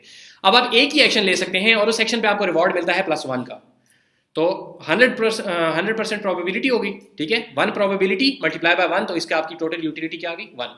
आगे सम करने के लिए कुछ है ही नहीं ना, ठीक है, वो जो आपने कहा कि हम इस वक्त निकाल सकते हैं, तो इसमें आगे कुछ है ही नहीं, इसलिए सम इज वेरी सिंपल, हमने कैलकुलेट कर लिया। यहां पे एक ही आप एक्शन ले सकते हैं विद प्रोबेबिलिटी 1, और उसके अंदर जो आपको रिवॉर्ड मिलता है -1, यू गेट -1, ठीक है। अब ये जरा सा इंटरेस्टिंग है, ठीक है, आगे भी जाएंगे, इसकी जरा और स्क्रीनशॉट्स हैं जिसके अंदर कंप्यूट किया गया है, जब हम एल्गोरिथम को देखेंगे, लेकिन यहां पे 0.85 है। देखिए यहां से आप क्या कर सकते हैं, यहां से आप ईस्ट जा सकते हैं, आप वेस्ट जा सकते हैं, आप साउथ जा सकते हैं, ठीक है, लेकिन इसकी देखें, अगर आप ये देखें कि इसका ऑप्टिमम डिसीजन जो है, ऑप्टिमम पॉलिसी यहाँ पे एरो से बताई गई है कि you should go east, east है ना, यू शुड गो ईस्ट, ठीक है। अब आप ईस्ट की तरफ जा रहे हैं, लेकिन इशू ये है कि ईस्ट की तरफ जाने में आप स्लिप भी हो सकते हैं, ठीक है। तो there is an expectation you can go east और you can slip and go towards the south. तो अब आपके पास वो एक्सपेक्टेड वैल्यू आगे जाके जो 1 की मिल रही है आपको, वो नहीं मिलेगी। यू हैव टू इनकॉर्पोरेट कि भाई मैं स्लिप भी हो सकता हूं, तो एक्सपेक्टेड वैल्यू इसकी थोड़ी सी कम होगी 1 से, ठीक है। क्योंकि अगर मैं स्लिप होऊंगा तो यहां से फिर मैं इधर भी गिर सकता हूं और मैं वापस भी आ सकता हूं, लेकिन फिर मेरा थोड़ा सा टाइम ज़ाया हो गया, ठीक है। यहाँ पे वैसे लिविंग रिवॉर्ड 0 रखा हुआ है, लेकिन इन जनरल आपके पास वो टाइम भी वेस्ट हो सकता है। ये जो कम हुआ है वो इस वजह से हुआ है कि आप नीचे जाके यहाँ पे भी गिर सकते हो, but with very low probability, ठीक है। आप पहले स्लिप होकर इधर गए, फिर ऊपर आ रहे थे तो स्लिप होकर उधर गिर गए, ठीक है। तो इसकी वजह से ये 1 से नीचे आया है। अगर ये स्लिपेज बिल्कुल ना होती तो दिस वुड हैव बीन 1। अब अगेन यहाँ पे ये चीज़ है कि यहाँ से भी आपके पास प्रोबेबिलिटी है कि आप उधर जा सकते हो, ठीक है। यहाँ पे तो स्लिप और कहीं पे नहीं हो सकते। यहाँ से आप उधर मूव करोगे तो आप स्लिप होकर नीचे आ सकते हो, आपका टाइम वेस्ट हो सकता है, ठीक है। यहाँ से आपके पास ये सीधा रास्ता है, लेकिन यहाँ से डायरेक्ट आप गिर सकते हो। तो ऊपर से तो दो स्लिप होते तो आप नीचे गिरते ना, यहाँ पे एक ही स्लिप अगर आपके पास अगर हो गया तो आप फॉल कर सकते हो पिट के अंदर, ठीक है। तो एसेंशियली ये वैल्यूज जो हैं आपको ये बता रही हैं कि हाई लेवल के ऊपर अगर आप इसको देखें तो how much do I want to be in this state, ठीक है। I really want to be in this state. अगर मैं इस स्टेट में पहुंचूं तो बहुत अच्छी बात है, क्योंकि I get a positive reward. अगर मैं यहां पे हूं तो भाई ठीक है, सही है, 0.57 is good, but it's not as good as 1.0, ठीक है। अब यहां पे मैं हूं 0.48, यहां पे मेरे पास 3 रास्ते हैं, मैं या यहां जा सकता हूं, या यहां जा सकता हूं, या मैं यहां जा सकता हूं, ठीक है। अगर मैं ऊपर जाता हूं तो मैं 0.57 वाली स्टेट पे पहुंचता हूं, विच इज प्रेफर्ड, ठीक है। मुझे अच्छी लग रही है वो state according to current computations. मेरी ये वाली वैल्यू जो है हाई है, तो मैं इस स्टेट में जाना चाहता हूं, इस वजह से मेरे पास एक्शन जो है वो ये वाला है, ठीक है। ये बात गौर से सुने, मैं आप लोगों को तरीके पे एल्गोरिथम सुना रहा हूँ। सर इधर फिर ये मसला है कि स्लिप भी हो सकता है। बिल्कुल स्लिप हो सकते हैं, लेकिन वो स्लिपेज इस 0.57 के अंदर कंप्यूटेड है। इस स्टेट की आखिर में डिस्काउंट को देख के और सारी स्लिपेज मिपेज एक्सपेक्टेशन सारा किस्सा कहानी करने के बाद मुझे पता चला कि इसकी वैल्यू मेरे हिसाब से 0.57 है, विच इज बेटर देन 0.43। तो I want to go there. अगर मैं सर 4.43 पे आ गया होता और उधर मैं डायरेक्टली स्लिप हो चुका होता तो फिर कौन सी अच्छी? बिल्कुल, ये सारी बातें आपकी सही होंगी बिल्कुल, लेकिन हम लोगों ने जो कंप्यूटेशन की अभी थोड़ी देर बात करते हैं, उस कंप्यूटेशन में हम ये स्लिपेज वाली एक्सपेक्टेशन जो है वो इनकॉर्पोरेट कर चुके हैं। अब अगर आप कह रहे हैं कि मैं स्लिप हो, अगर ज़्यादा स्लिप हो गया तो फिर क्या होगा, तो इसका मतलब है आपने पीछे प्रोबेबिलिटीज गलत बताई थी स्लिपेज की। जो प्रोबेबिलिटीज आपने बताई थी उसके हिसाब से हो चुका है। ये बात सही है कि प्रोबेबिलिटीज टाइम के साथ अगर चेंज होती हैं, ठीक है। एक रोड है वो क्रम्बल हो रही है और उसमें स्लिपेज के चांसेस ज़्यादा हो रहे हैं, वो अभी हम नहीं देख रहे, ठीक है, सही है। ट्रांजिशन प्रोबेबिलिटीज हमारे पास फिक्स्ड है, क्लियर है जी, बात समझ आ गई। तो इनको कहते हैं ये वैल्यूज हैं, एक स्टेट की एक वैल्यू है। Starting from this state, if you act optimally, how much do you expect to get, ठीक है। Discounted sum of rewards, sum of discounted reward, sorry, ठीक है। ये जबकि आपके पास क्यू वैल्यूज हैं, आपके पास हर स्टेट के अंदर 4 एक्शंस पॉसिबल हैं, ठीक है। क्यू वैल्यू आपको ये कहती है कि if you give me N action, तो फिर मैं आपको बताऊंगा कि क्या वैल्यू है। तो इस स्टेट को अगर यहाँ पे तो एक ही आपके पास एक्शन है ना, तो यहाँ पे एक ही बना हुआ है, ठीक है। लेकिन इस स्टेट में आपके पास 4 पॉसिबल एक्शंस हैं। If you pick action east, then the expected value is 0.85. On the other hand, if you pick the action west, आपकी expected value इसी state की expected Q value जो है that will be 0.66, क्योंकि Q value depends not only on the state but also on the action that you picked, ठीक है। पीछे जाएं तो यहाँ पे देखें कि किधर गया, Q में आपके पास S और A दोनों हैं, ठीक है, जबकि V में आपके पास सिर्फ S है, ठीक है। तो यहाँ पे जो इस फिगर में जो चीज़ दिखाई गई है वो एक्शन इस तरीके से दिखाए गए हैं कि if you pick this action then the Q value is 0.64. On the other hand, if you pick the south action, the Q value is 0.53. ठीक है जी, क्लियर है कि नहीं है क्लियर, ठीक है। Q वैल्यू में और इसमें फर्क समझ आ रहा है। तो इसी को देख के आपको पता चल जाता है कि if you have the Q values, उसमें से जो मैक्सिमम है, Q वैल्यू ये बता रही है ना कि if you do north then you get this, if you do south you get this, if you do east you get this, if you do west you get this. तो इनमें से जो सबसे ज्यादा है that is essentially the optimum thing to do, ठीक है। जो पिछले हमने एग्जांपल देखे उसमें 3 ही पॉसिबिलिटीज थी। जी जी, अब यहाँ पे हमारे पास चौथी भी आ गई। ये 4 हैं और इसके अंदर एक एग्जिट की भी पॉसिबिलिटी है, ठीक है, लेकिन वो बाकी स्टेट्स में। ये सर 0.77 ये कहाँ किया गया? ये 0.77 इसलिए कि अगर आप अप प्रेस करते हैं तो अक्सर तो कुछ भी नहीं होगा, लेकिन there is a chance that you slip and fall in the good reward state. ठीक है, इस वजह से पॉइंट 7 अगर वो ना होता तो फिर ये 0 होता, नहीं 0 ही ना होता, क्योंकि मसला है कि if nothing happens then you are in this state and this state already has a good value. ठीक है, it's not a bad state to be in. If you keep pressing north, by chance आप उधर चले गए, तो if there is no इस state में अगर आपके पास डिस्काउंट भी ना हो और लिविंग रिवॉर्ड भी माइनस में ना हो, तो you can just keep pressing north. क्योंकि अगर आप ईस्ट प्रेस करते हैं तो there is a chance that you slip and go down, जबकि नॉर्थ में कोई मसला नहीं है. थोड़ी देर तक बैठे रहो, north north north north north north, slip हो गए उधर चले गए. ठीक है, लेकिन स्लिप हो गए दूसरी तरफ भी जा सकते हैं. एनीवे, ठीक है, समझ आ रही बात की.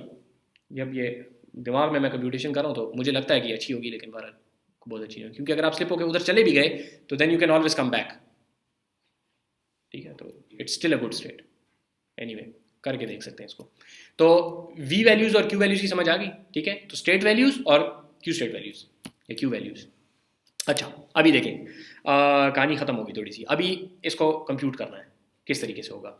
देखें, आपके पास हमने यहाँ पे पीछे क्या बात की कि आपके पास क्यूज हम बहुत सारे कंप्यूट करते हैं. ठीक है, लेट्स से मैं कंप्यूट करता हूँ कि क्यू ऑफ एस कॉमा ए. ठीक है, मैंने 4 अलग अलग कंप्यूट कर लिए. सही है, इनमें से जो सबसे अच्छा है मैं चाहता हूं कि मैं वो ले लूं. ठीक है, ऐसी बात है. तो हम क्या कर लेंगे, मैक्स ऑफ ए. ठीक है, ए को मैं चेंज करता जाऊंगा. मैक्स ऑफ ए का मतलब है कि A is going to be a variable. ठीक है, इस आगे की चीज में A is going to be a variable. पहले मैं उसको एक एक्शन दूंगा, फिर मैं दूसरा एक्शन दूंगा, फिर मैं तीसरा एक्शन दूंगा, मैं चौथा एक्शन दूंगा. ये 4 अलग अलग वैल्यूज मेरे पास आ जाएंगी. उनमें से जो मैक्सिमम होगा that will be the result of this whole thing. ठीक है, और इसको हम कहेंगे कि this is v of s. ये आपसे a क्यों नहीं ले रहा, आगे तो इक्वेशन में इस्तेमाल हो रहा है. a क्यों नहीं ले रहा, ये हम a कहां से लाएंगे. बात समझ आइए, सवाल मेरा समझ आया आप लोगों को कि आगे इक्वेशन में a इस्तेमाल हो रहा है और फंक्शन को a मिल ही नहीं रहा. हम कह रहे हैं ना कि this is v of s, तो स्टेट तो हम भेज देंगे, ये a किधर से आएगा. ये तो ऑलरेडी अभी गिवन है 4 में से मैक्सिमम जी हाँ, देखें ये मेरे पहले सवाल को अच्छे तरीके से समझें और फिर मेरे जवाब को सही तरीके से समझें. देखें, हमारे पास ये जो फंक्शन है this takes on only one variable s. ठीक है, इस s को जब आप इस फंक्शन को पास करेंगे तो हम कहेंगे कि this variable s is now bound. ठीक है, this is a bound variable. सही हो गया, बात समझ आ रही है. s की एक स्पेसिफिक वैल्यू होगी for all practical purposes. It's a constant as long as the function remains in its body. ठीक है, this is a bound variable, इसको कहते हैं बाउंड वेरिएबल. ठीक है जी, बात क्लियर है. अब यहाँ पे आपके पास 2 वेरिएबल्स हैं, एक s which is a bound variable which means for all practical purposes it's a constant. ठीक है, इस फंक्शन की बॉडी के अंदर s is not going to change. सही हो गया. दूसरी चीज है आपके पास a. तो a जो है वेरिएबल है, तो वेरिएबल की वैल्यूज कहीं से आनी चाहिए, बाहर से हमने पास नहीं की है, कहां से आएंगी.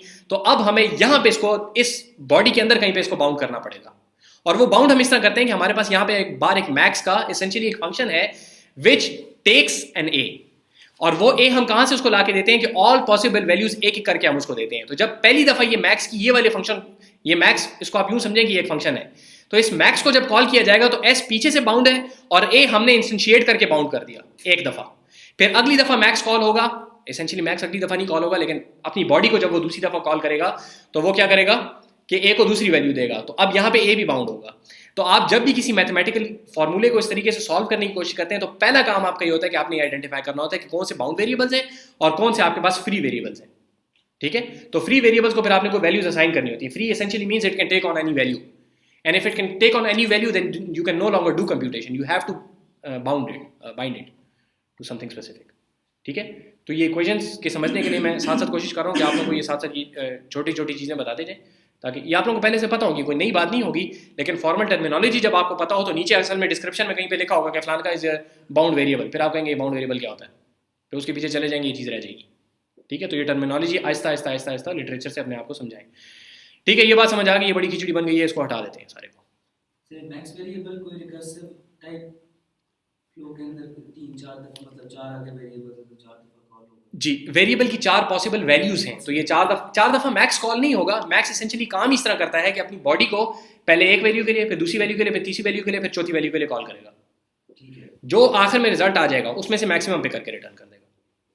मैक्स इस तरह काम करता है ना, देखें मैक्स ऑफ अगर मैं आपको कहूँ कि 10,2 तो ये आपको क्या रिटर्न करेगा? 10 तो s है, जो पीछे से बाउंड वैल्यू आ रही नहीं ये हाँ फिलहाल सिर्फ इस मैक्स को देखें, ठीक है, सिर्फ इस मैक्स को देखें। अगर मैं आपको कहूँ कि मैक्स ऑफ 10,2 तो ये आपको क्या रिटर्न कर देगा? 10, ठीक है, क्योंकि 10 बड़ा है 2 छोटा है।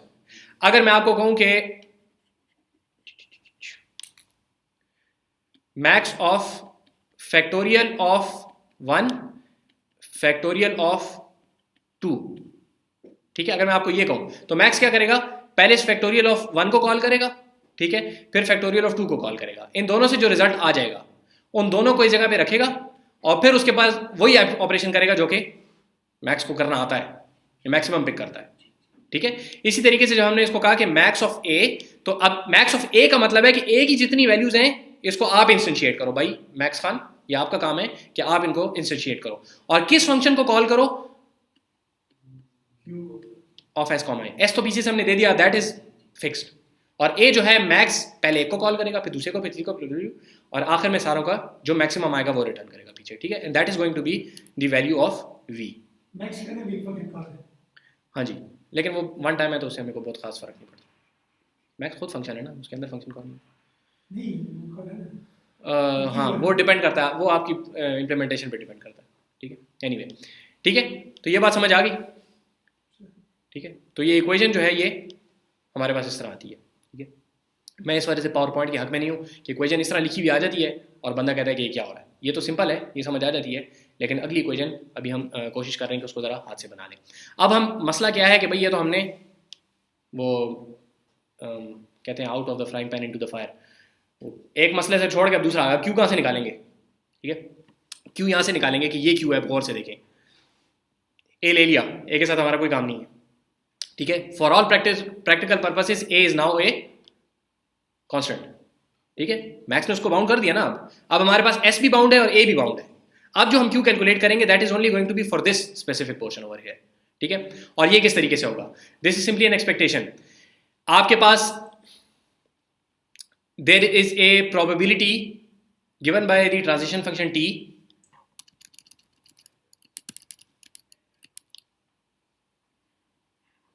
the probability of landing in S prime after you take the action A from the state S, that is given by T, ठीक है। The probability of landing in S prime given that you have taken the action S A from the state S, that is given by T of S A S prime, ठीक है। ये probability है आपकी इस state में आने की, सही है। गौर से देखें, गौर से जाते रहें, ठीक है। इस स्टेट में आने की ये प्रोबेबिलिटी है। जब आप इस स्टेट में आएंगे तो यहां पे इस एरो के ऊपर हमने कहा था कि हमें एक रिवॉर्ड भी मिलता है, ठीक है। तो the probability of getting that reward multiply by that reward, expectation का फॉर्मूला याद है, ठीक है, इसीलिए अभी कुछ में दिया था। The probability of getting a value multiply by that value, that is the expectation. तो हम एक्सपेक्टेशन निकालना चाह रहे हैं कि इस जगह से एसेंशियली मैं क्या एक्सपेक्टेशन रखता हूं, एक्सपेक्टेड यूटिलिटी, मेरी एक्सपेक्टेशन क्या है, कितना रिवॉर्ड मुझे मिलेगा। तो the probability of landing here multiply by the reward that I get, multiply by the reward that I get over here, ठीक है। और चूंकि एक्सपेक्टेशन है तो हमने क्या करना होता है, सारों को सम भी करना होता है, ठीक है। जिस जिस स्टेट में मैं जा सकता हूं, देखें अगेन यहां पे वही मसला आया, एस बाउंड था, ए बाउंड था, एस प्राइम फ्री था, ठीक है। कौन सी स्टेट में हम जा सकते हैं, मुख्तलिफ स्टेट्स में हम जा सकते हैं। ये फैसला कौन करेगा, वो ये समेशन करेगा। समेशन ये कहेगा कि आप एस प्राइम यानी कि S2 में जा सकते हैं, उसके लिए ये सारी कंप्यूटेशन करेगा, ठीक है। फिर आप S3 में जा सकते हैं, उसके लिए सारी कंप्यूटेशन करेगा। फिर S5 में जा सकते हैं, उसके लिए सारी कंप्यूटेशन करेगा। फिर इन तीनों को ऐड करके देगा। मैक्स तो मैक्स निकालना था ना, समेशन उन सारों को ऐड कर लेता है। समझ आ रही बात की, ठीक है। तो इस तरीके से आपके पास ये आ गई the probability of landing in a state multiply by the reward that you can get in that state, ठीक है। समझ आ रही बात की। लेकिन एक मसला है, वो मसला है कि इसके ऊपर आके तो दुनिया खत्म नहीं हो जाती ना, इस स्टेट की अपनी भी कोई वैल्यू होगी ना, सही है। तो हम ये चाहते हैं कि हम सिर्फ उसके साथ ना करें कि भाई ये रिवॉर्ड तो मुझे इस ट्रांजिशन पे मिल गया, इसके बाद मैं क्या एक्सपेक्ट करूं कि मुझे कितनी रिवॉर्ड्स मिलेंगे। और किसी भी स्टेट से एक्सपेक्टेड रिवॉर्ड्स आपको कौन सा फंक्शन देता है, किसी भी स्टेट में कि भाई गिवन दिस स्टेट मैं क्या एक्सपेक्ट करता हूं कि मुझे सम ऑफ डिस्काउंटेड रिवॉर्ड इसके बाद कितना मिलेगा, वी ऑफ एस, ठीक है, provided that I act optimally, इस स्टेट से मुझे कितना मिलेगा, ठीक है, तो that is V star of S prime, not S prime. अगर ये जो स्टेट जिसमें आप यहाँ पे लैंड कर गए, ये एस प्राइम है यहाँ पे, ठीक है, इसकी क्या आगे वैल्यू है, but we do not want to just add this value, हम इसको थोड़ा सा डिस्काउंट भी करना चाह रहे हैं, ठीक है, क्योंकि ये मुझे एक स्टेप के बाद मिल रहा है तो इस वजह से मैं इसको गैमा से मल्टीप्लाई करूंगा। अगर ये मुझे 2 स्टेप के बाद मिलता तो मैं इसको गैमा स्क्वायर से मल्टीप्लाई करता, लेकिन 2 स्टेप की बात नहीं है, एक ही स्टेप की बात हो रही है। समझ आ रही बात की? ठीक है कि नहीं? ठीक नहीं? ठीक, देखें दोबारा से इसको बनाएं।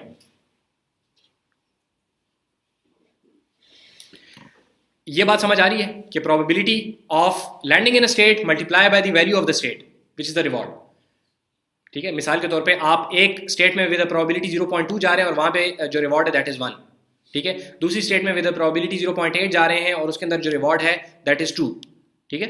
तो इसमें आपके पास एक्सपेक्टेशन क्या होगी, एक्सपेक्टेड वैल्यू आपके पास क्या होगी, 0.2 इंटू 1, तो 0.2 प्लस 1.6 इज इक्वल टू 1.8, तो ये आपके पास एक्सपेक्टेड वैल्यू है, ठीक है।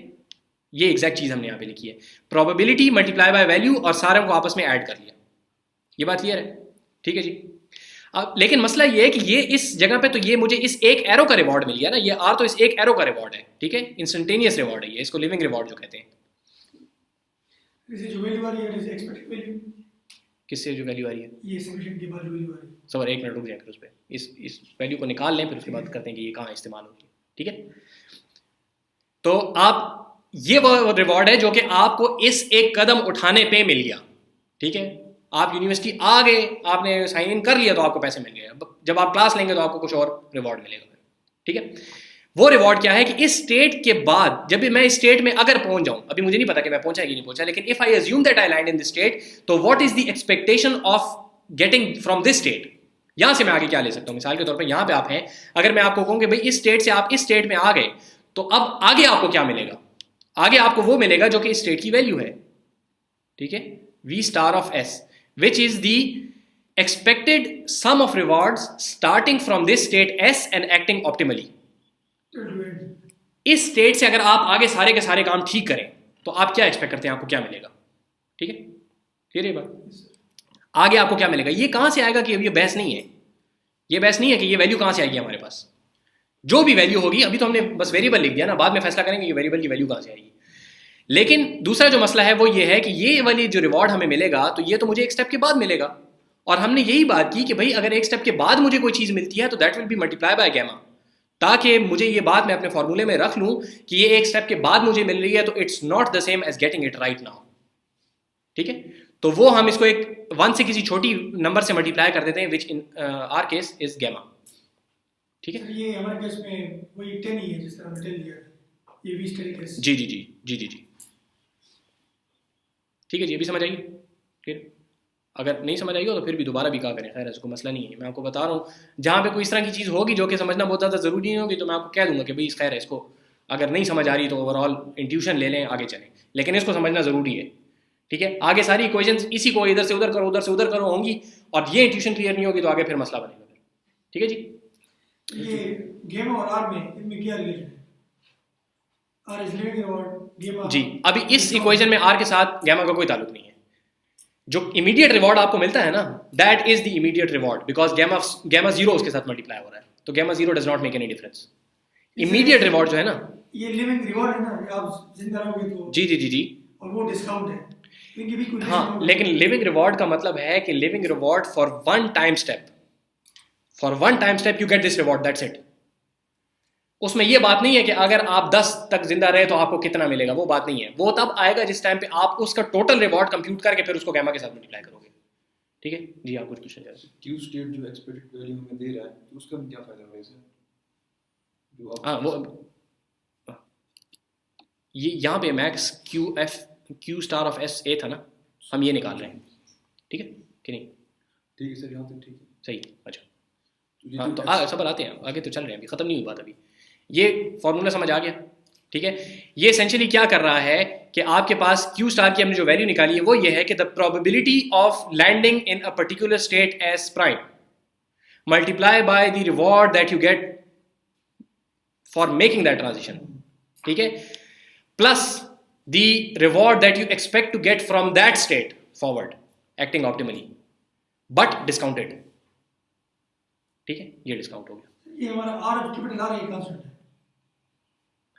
ज़रूरी नहीं है, लेकिन फॉर द टाइम इसको हम आर ऑफ एस भी लिख सकते हैं, यहाँ पे फंक्शन बन जाएगा, वेरिएबल हो जाएगा, लेकिन what ever the reward is ये रिवॉर्ड कांस्टेंट नहीं होता। ज़रूरी नहीं है। अगर कांस्टेंट है तो ठीक है, वेरिएबल है तो जी जी जी, कांस्टेंट है तो कांस्टेंट, वेरिएबल है तो वेरिएबल, हमें कोई फर्क नहीं पड़ेगा, ठीक है, क्योंकि ये आगे और किसी चीज़ के साथ इसका ताल्लुक जो इसकी वैल्यू हो वो यहाँ पे हम पुट कर देंगे बस, ठीक है।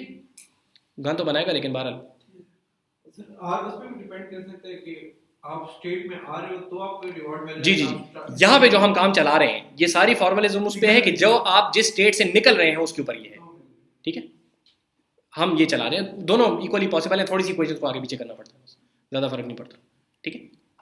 अच्छा, तो ये अब आपके पास, इसको थोड़ा सा साफ कर दें, ये दूसरी इक्वेशन आपके पास आ गई कि Q की जो वैल्यू है that is the transition probability of landing in a state, the reward that you get and the discounted value of the utility from this future state, ठीक है। इस एस प्राइम से आप क्या एक्सपेक्ट करते हैं कि आगे क्या मिलेगा आपको, ठीक है जी।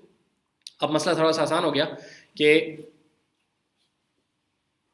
रहे ना, मैं क्यों मिटा रहा हूँ उसको, एनीवे अब मसला आसान ये हो गया कि हमारे पास यहाँ पे ये क्यू स्टार एस जो लिखा हुआ है इसको सिंपली हम रिप्लेस कर देते हैं, ये मैंने क्यू स्टार एस की वैल्यू यहाँ पे डाल दी सिर्फ, ठीक है। तो अब वी की वैल्यू के अंदर क्यू की वैल्यू की जरूरत खत्म हो गई आपके पास, ठीक है। तो वी स्टार एस की क्या डेफिनेशन है कि starting from state S you find out what each action gives you, Q value क्या मिलती है आपको हर एक्शन के लिए, and then you pick the action which gives you the best Q value, जो कि हमने यहां पे पीछे किया था, ठीक है। Find out all 4 Q values, then pick that Q value which gives you the which is the maximum, that action which is the maximum, ठीक है जी, समझ आ गई बात की। तो ये आपके पास वी स्टार की एक डेफिनेशन आ गई, ठीक है। वी आपको वी स्टार इस स्टेज गिवन है, हाँ, मसला ये है, जी जी, तो फिर हम वी स्टार फिर कैलकुलेट क्यों कर रहे हैं, हाँ जी, ठीक है। मसला ये है कि ये तो हमें पता ही नहीं है ना, वी स्टार ऑफ एस अगर हमें पता होता तो फिर इतना बड़ा खड़ाक डालने की जरूरत क्या थी, ठीक है। तो इसलिए कहते हैं कि दिस इज डिक्लेरेटिव नॉलेज, ठीक है। जिस तरह मैं आपको कहूँ कि जी अगर x जो है वो y का स्क्वायर रूट है, ठीक है, तो x square is equal to y, मैंने बिल्कुल सच बात की है, आपको इससे स्क्वायर रूट निकालने में कोई मदद नहीं मिलेगी, ठीक है। इसको डिक्लेरेटिव नॉलेज कहते हैं कि मैंने आपको एक ट्रूथ दे दिया है, now this is a truth, ठीक है। It does not help us solve the equation, we have to figure out how to solve this equation. अगर आपके पास ये एक फेयरली लिमिटेड नंबर ऑफ वो हैं तो ये फिर आपके पास n variables with n equations होगा जिसको आप आसानी से सॉल्व कर लेंगे, ठीक है। लेकिन जब ये बड़ी स्टेट्स हो जाती हैं तो फिर आप इसको आसानी से सॉल्व नहीं कर सकते, उसके लिए हमें कोई और तरीका निकालना पड़ेगा, ठीक है। उस तरीके की तरफ आते हैं अभी, ये क्लियर है जी, बिल्कुल क्लियर है। अच्छा, अब ज़रा सा थोड़ा सा वापस जाएं, हमारी रेसिंग की जो सर्च ट्री था उसके अंदर क्या था कि आपके पास ये स्टेट है कूल की, ठीक है, इससे आप जा सकते हैं, कूल में भी जा सकते हैं, and with if you try to go fast तो आप या वापस कूल रह सकते हैं या वार्म हो सकते हैं, ठीक है। आगे बनी हुई है, शायद नहीं बनी हुई। अगर आप कूल हैं तो आप और आहिस्ता जाते हैं तो गाड़ी ठंडी ही रहेगी, गाड़ी गर्म नहीं होती। अगर आप कूल स्टेट में हैं और गाड़ी तेज चलाते हैं तो with half the time it's going to remain cool and half the time it's going to get warm, ठीक है। When you are warm and you go cool then half the time it's going to remain warm and half the time it's going to go towards the cool state, ठीक है। If you go fast from a warm state then you get overheated and the car is essentially dead, ठीक है। End of episode, सही है, clear है जी। ये थोड़ा सा रिव्यू हो गया इसका। अब इसका तरीकाकार क्या होगा यहाँ पे ये देखें कि आपके पास ये जो कूल है इसके नीचे जो ट्रांजिशन बन रही है that is exactly the same as this one, ठीक है। ये वो दिन है जिसके लिए आप लोगों को एल्गोरिथम्स पढ़ाए गए थे, ठीक है। किसने पढ़े हैं, याद है? अच्छा, बराबर। एक चीज़ आप कंप्यूट करना चाह रहे हैं और उसको कंप्यूट करने के लिए आप नीचे 2 सब ब्लॉक्स को कंप्यूट कर रहे हैं, जिनमें से एक सब ब्लॉक वही है जो कि ये ऊपर वाला है। मैं क्यों कह रहा हूँ कि वही है, ये तो नीचे है, वो ऊपर है, इस वजह से कह रहा हूँ क्योंकि ये भी नीचे इन्फिनिटी तक जा रहा है और ये भी नीचे इन्फिनिटी तक जा रहा है, तो both are going up to infinity, so they are both the same. ठीक है, इस काम के लिए कौन सा एल्गोरिथम इस्तेमाल करते हैं, किस किस्म के? Dynamic programming. हाँ जी, इस काम के लिए इस्तेमाल होता है डायनामिक प्रोग्रामिंग। ठीक है, लेकिन बहरहाल किसी को नहीं याद कि डायनामिक प्रोग्रामिंग क्या होती है तो खैर हमें को फ़र्क नहीं पड़ता। ठीक है, हम अभी करेंगे एल्गोरिथम यहाँ पे। ठीक है, डायनामिक प्रोग्रामिंग का एल्गोरिथम वो नहीं है, लेकिन बहरहाल अगर आपको डायनामिक प्रोग्रामिंग आती है तो इट्स हेल्पफुल। ठीक है ऑप्टिमल सबस्ट्रक्चर। जी, तो ये वही चीज़ है ना। ठीक है, लेकिन बहरहाल मैं अज्यूम नहीं कर रहा कि लोगों ने पढ़ी हुई है। ठीक है, खैर है, उसके बगैर हम बात करेंगे। ठीक है, लेकिन कोर सब्जेक्ट्स पढ़ने का कंप्यूटर साइंस में यही फ़ायदा होता है ना कि वो आगे जाके सब जगह पे अप्लाई होते हैं। If you know them well and good, if you don't know them you just have to put in a lot more effort. ठीक है, तो यहाँ पे एग्जैक्ट डायनामिक प्रोग्रामिंग काम नहीं करती, उसमें कुछ मसाइल हैं, लेकिन बहरहाल जो एल्गोरिथम हम इस्तेमाल करना चाह रहे हैं that is close to dynamic programming, so we are going to cover it from scratch. ठीक है, बहुत सिंपल है, इतना कोई कॉम्प्लिकेटेड नहीं है। ठीक है, डिवाइड एंड कंकर वाले भी है, और हम नीचे सॉल्व करके ऊपर लेके आते हैं। हाँ, लेकिन सीधा अगर टॉप डाउन आप करेंगे तो वो काम नहीं करेगा। ठीक है, इन्फिनिटी है ना नीचे। ठीक है, अच्छा बहरहाल तो यहाँ पे ये जो अभी बात मैं करना चाह रहा हूँ वो मैं ये करना चाह रहा हूँ कि आप यहाँ पे एक चीज़ कंप्यूट कर रहे हैं और यही चीज़ आप यहाँ पे भी कंप्यूट कर रहे हैं। ठीक है, यही चीज़ यहाँ पे नीचे भी कंप्यूट आप करेंगे और यही चीज़ आप इधर भी नीचे कंप्यूट करेंगे और यही चीज़ आप इधर भी नीचे कंप्यूट करेंगे, तो एक चीज़ को आप 50 करोड़ दफ़ा कंप्यूट कर रहे हैं। ठीक है, तो पहली चीज़ तो आपने ये देख ली कि भाई हम एक चीज़ को बार बार कंप्यूट कर रहे हैं, तो क्यों ना हम जब एक दफ़ा उसको कंप्यूट कर लें तो बस उसको सेव कर लें। ठीक है, लेकिन मसला ये कि अगर आपने एक दफ़ा उसको कंप्यूट कर लिया तो बस फिर तो मसला हल हो गया ना। ठीक है, तो वो एक दफ़ा कैसे कंप्यूट करें को अभी हम देखेंगे। ठीक है, लेकिन essentially if you can compute something once then you can save it in memory some place and then you can reuse it if you can compute it. ठीक है, आते हैं उसकी तरफ। इसमें ये बेसिकली ये ट्री जो है चूंकि इन्फिनिटी तक जा रहा है तो इसको आप बना सकते हैं कि वही चीज़ बार बार रिपीट हो रही है और नीचे वो चीज़ें आ रही हैं आपके पास। अगर आप एक्सपेक्टिव मैक्स करें तो ये आपके पास एक्सपेक्टिव मैक्स ट्री बनता है। तो एक्सपेक्टिव मैक्स में आपको याद होगा कि हमने कहा था कि प्रूनिंग हम नहीं कर सकते। ठीक है, वो उस वक्त ये खप इसलिए डाली थी कि यहाँ पे मैं ये सेंटेंस बोल सकूँ कि एक्सपेक्टिव मैक्स में हम प्रूनिंग नहीं कर सकते, इस वजह से हम यहाँ पे एक्सपेक्टिव मैक्स नहीं चला सकते, वरना थ्योरेटिकली एक्सपेक्टिव मैक्स इज फाइन। ठीक है, हमें ये सारी जो हम कर रहे हैं इसमें एग्जैक्टली एक्सपेक्टिव मैक्स में हम नहीं कहा था ना कि प्रोबेबिलिटी मल्टीप्लाई डिवाइड सारा काम सीधा सा काम था, हम वो कर लेते हैं, लेकिन एक्सपेक्टिव मैक्स में प्रूनिंग पॉसिबल नहीं थी। चूंकि प्रूनिंग पॉसिबल नहीं थी तो हम एक्सपेक्टिव मैक्स यहाँ पे लगाएंगे तो दिस क्विकली बिकम्स इनफीजिबल, हमें डेप्थ लिमिटेड काम करना पड़ेगा विच अगेन इन्वॉल्व्स ह्यूरिस्टिक्स और उसमें मसाइल। ठीक हो गया। एनीवे, तो प्रॉब्लम यह है कि आपके पास स्टेट जो है वो रिपीटेड हैं, तो हम ये कर सकते हैं कि किसी हर क्वांटिटी को जो कि हमें कहीं पे चाहिए होती है उसको हम एक दफ़ा कंप्यूट करें। और दूसरा मसला ये है कि आपके पास ये जो गैमा है ना, ये गैमा, इससे ये फ़ायदा होगा कि अगर आप एक स्पेसिफिक लेंथ तक नीचे चले जाते हैं, ठीक है, डिपेंडिंग ऑन द गैमा, तो उसके बाद कोई फ़र्क नहीं पड़ेगा। ठीक है, वो gamma let's say gamma to the 10 जब हो जाएगा और गैमा इज 0.1, तो ये गैमा जब भी किसी चीज़ के साथ मल्टीप्लाई होगा तो वो इतनी छोटा रिवॉर्ड आपको मिलेगा कि you know longer care about that reward. ठीक है, समझ आ रही ना बात की। तो एक खास लेवल से नीचे जाना does not make any more sense. हम ये नहीं कह रहे कि हम उसके बाद ह्यूरिस्टिक लगा के वैल्यू निकालेंगे, हम ये कह रहे हैं कि उसके बाद का reward is essentially 0 to me. फर्क समझ आ रहा है बात का? समझ आ रही कि नहीं? दोनों बातों में फर्क है। एक डेप्थ लिमिटेड में ये होता है कि आप एक खास लिमिट तक कंप्यूटेशन करते हैं और उसके बाद कहते हैं कि now I am going to estimate the value of this state. अब हम ये कह रहे हैं कि खास लेवल के बाद the value no longer matters, it's essentially 0 for me, it's 0.000000001, I don't care. ठीक है, समझ आ रही? दोनों बातों में फर्क है। अब ह्यूरिस्टिक नहीं है, वहां पे मसला था कि अगर हमने ह्यूरिस्टिक गलत बनाई तो हमारे पास जवाब गलत आएगा, अगर ह्यूरिस्टिक अच्छी बनाई तो जवाब अच्छा आएगा। अब यहां पे ह्यूरिस्टिक है ही नहीं, हम ये कह रहे हैं कि इसके बाद रिवॉर्ड्स नो लॉन्गर मैटर, इसलिए हमने ये रिवॉर्ड यहां पे डाला था। समझिए बात की। ह्यूरिस्टिक्स में हमें मसला था, भाई ह्यूरिस्टिक कहां से लेके आए, हमने ह्यूरिस्टिक ही निकाल दी बीच में से। ठीक है, समझ आ रही बात की? अच्छा जी, अब इसके लिए हम ये काम करेंगे कंप्यूट करने के लिए। मसला ये है ना कि भाई एक चीज को हमने कंप्यूट करना है, उसी को कंप्यूट करने के लिए वही हमें चाहिए, तो हम किस तरीके से करेंगे देखें। पहले थी डिक्लेरेटिव नॉलेज, हमने आपको वी स्टार की डेफिनेशन बता दी कि वी स्टार ऐसा होता है, जैसे स्क्वायर रूट की डेफिनेशन मैंने आपको बता दी। दूसरा तरीका है कि स्क्वायर रूट निकालते किस तरह है, तो वो किस तरीके से टेबल बनाते हैं और ऊपर लिखते हैं 10 और 2 लिखते हैं और पता नहीं क्या करते हैं, किसा कहानी, तो वो निकल आता है। तो वो एक प्रोसीजर अब मैंने आपको बता दिया। अब मैं आपको वो वी स्टार की वैल्यू निकालने का प्रोसीजर बताना चाहता हूँ using the declarative knowledge that we already had. ठीक है, तरीका क्या होगा, हम इस्तेमाल करेंगे time limited values. Again these are very similar in appearance to depth limited search, लेकिन these are not depth limited search, these are time limited values. मकसद क्या है, देखें, if I give you an MDP और मैं आपको ये बताऊं कि you have just one action to make, maximise your rewards. आप सिर्फ एक एक्शन कर सकते हैं, उसके बाद आपसे ये गेम वापस ले ली जाएगी. ठीक है, एक चांस है आपके पास, एक एक्शन लो, ऐसा एक्शन लो कि जिसकी वजह से आपके रिवॉर्ड्स मैक्सिमम हो जाए. वो ये अखबारों में नहीं आते कि वो चेस का वो बोर्ड दिया होता है और कहते हैं इसके अंदर पता नहीं 3 मूव्स करो और क्या गेम खत्म होती है कि नहीं, इस किस्म की कुछ कहानी होती है. ठीक है, तो essentially it's time limited value कि आपको एक एक्शन दिया गया है, आप एक एक्शन की बुनियाद पे अपनी जो रिवॉर्ड्स हैं उनको मैक्सिमाइज करो. ठीक है, this is what we are going to do. ठीक है, this is how we start.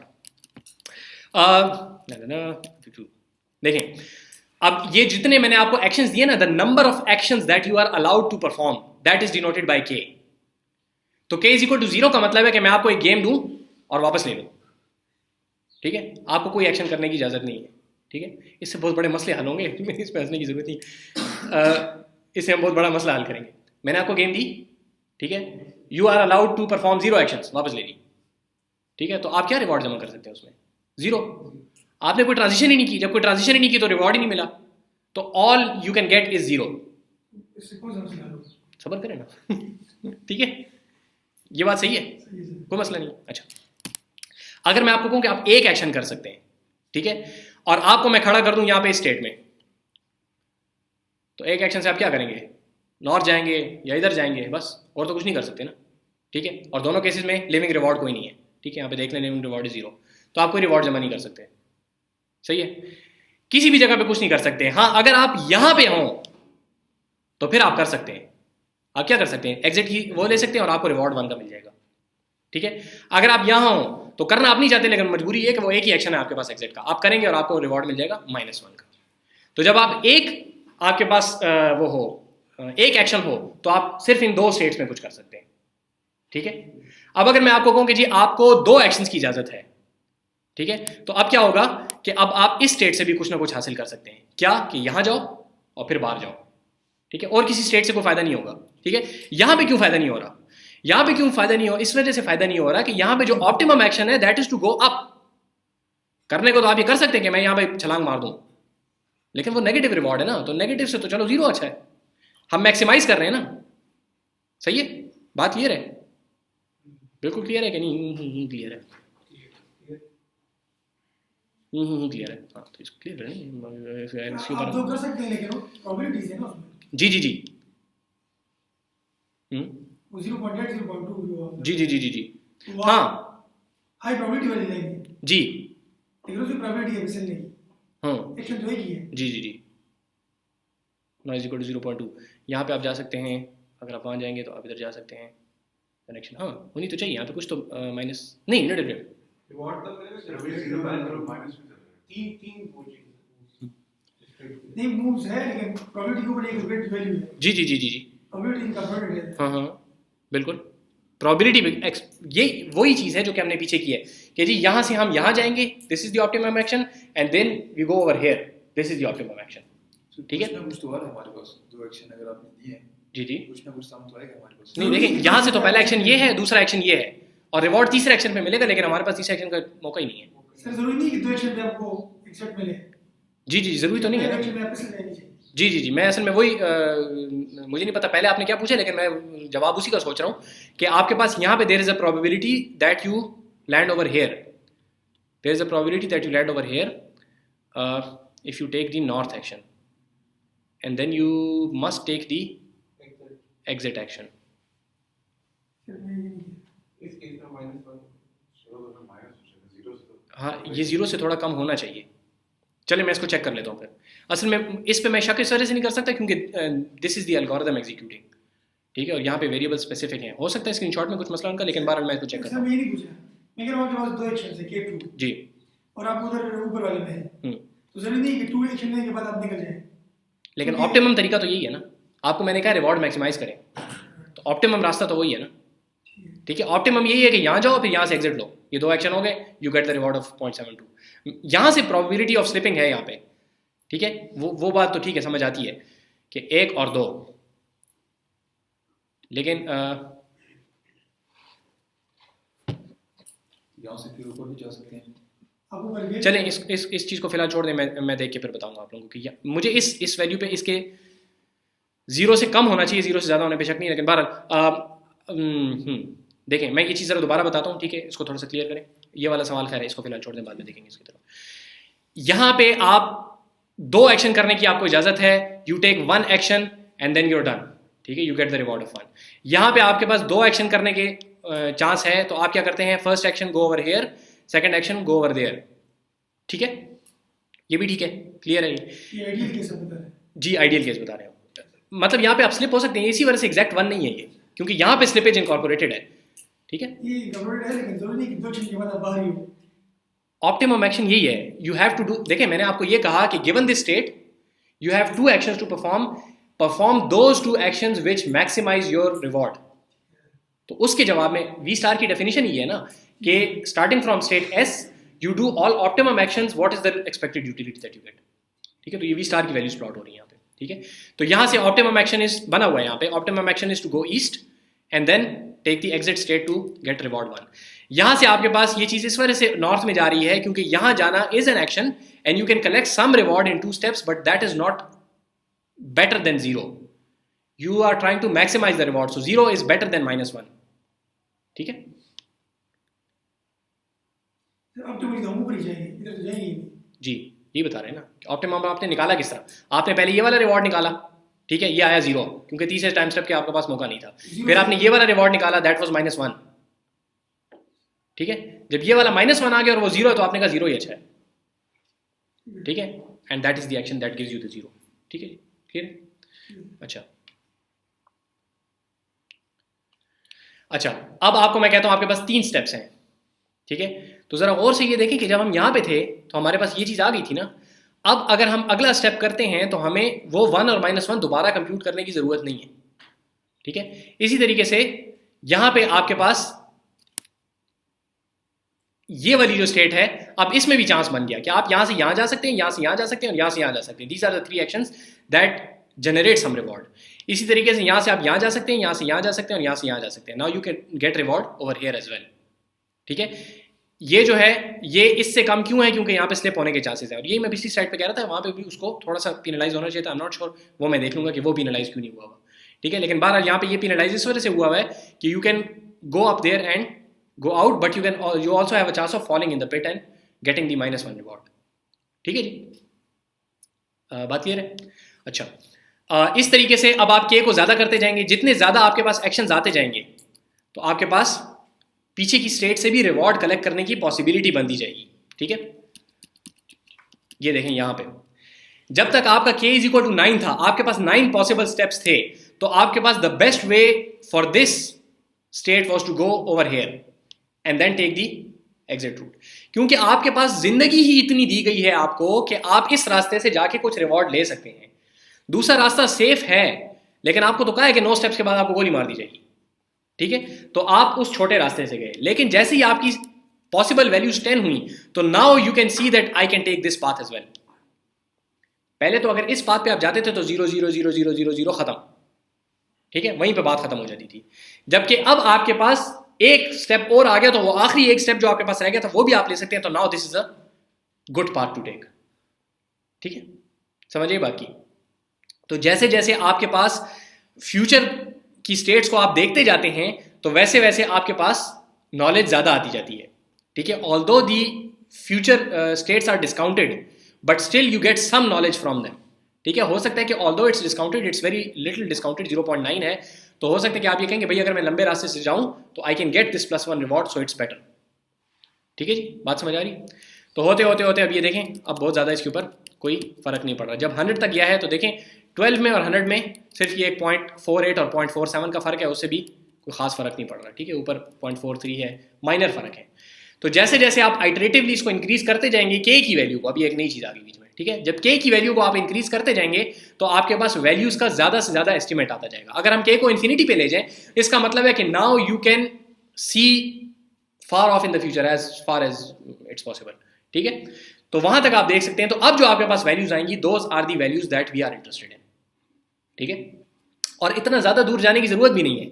Depending on our discounted value हम कह रहे हैं कि भाई अब मैंने 15 स्टेप्स कर लिए हैं, इसके बाद जो गैमा है, गैमा टू द 15 है, उसकी वजह से मेरे रिवॉर्ड्स के अंदर चेंज इतना माइनर है कि आगे मुझे कंप्यूटेशन करने की ज़रूरत नहीं है।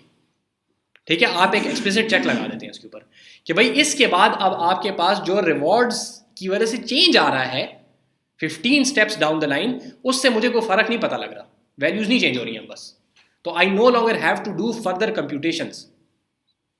इससे ट्री की ब्रेथ कम होगी, डेप्थ कम नहीं होगी। डेप्थ कम नहीं हो रही, डेप्थ उतनी है। हम ये कह रहे हैं कि ये 15वें लेवल के बाद नीचे सारे जीरो हैं। सर हम एक्शंस देख रहे हैं ना। जी जी, एक्शंस उतने ही रहेंगे। ब्रांचेस हैं, जी जी, वो ब्रांचेस हम कम कर रहे हैं। नहीं ब्रांचेस कम नहीं कर रहे, ब्रांचेस तो वही आपके पास 4 ही हैं हर स्टेप पे। हम कह रहे हैं कि देखो ये 4 हम ले सकते हैं, अगली 4 की इजाजत नहीं है। ये एक्शंस हैं, ये 4 एक्शन है ना। ब्रांचेस। जी, तो डेप्थ कैसे क्या करेंगे? डेप्थ को तो एक्शन तो हम कम नहीं कर रहे। नंबर ऑफ एक्शन से मुराद ये है कि number of choices of actions. आपको एक चॉइस दी गई, आप कौन सा एक्शन करना चाहते हैं, आपने 4 में से एक पिक कर लिया। फिर आपको एक और चॉइस दी गई, अब आप क्या करना चाहते हैं, आपने एक और एक्शन 4 में से पिक कर लिया। फिर आपको एक और चॉइस दी गई। तो ये जितनी चॉइसेस आपको दी जा रही हैं, अब सिलेक्शन एंड एक्शन। असल में चॉइस का लफ्ज़ भी ठीक नहीं है, कोई और लफ्ज़ करना पड़ेगा। The number of times you are allowed to make an pick an action. अब ठीक है, ठीक है, चॉइस भी एम्बिगुअस है। के एक्शंस है तो फिर तो वो हाँ, के एक्शंस नहीं है, सॉरी, अगर मैंने ये किया तो फिर आप बड़ी देर से कुछ और देख रहे हैं। Actions are constant. एक्शंस वही 4 हैं, आपको कितनी दफ़ा उन एक्शंस में से पिक करने की इजाज़त है। ठीक है, बाकी सारी चीज़ क्लियर है कि नहीं? हाँ ठीक है, ठीक है, सही है जी। अच्छा, यानी ये अल्फाज नहीं इस्तेमाल करने चाहिए।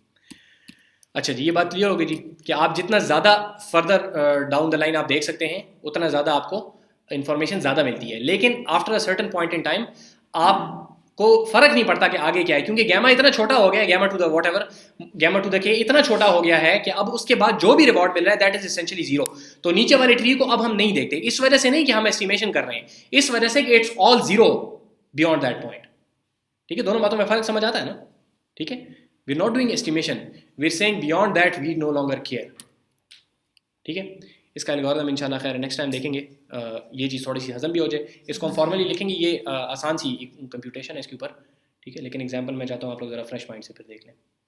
ठीक है जी, कोड अगर है तो शेयर करें। कोड इसका ये वही पैकमैन वाली वो चल रही है, ये अगर आप डाउनलोड कर लें तो आप इसको, इक्वेशन जिस कोड के साथ सॉल्व हो रहा है।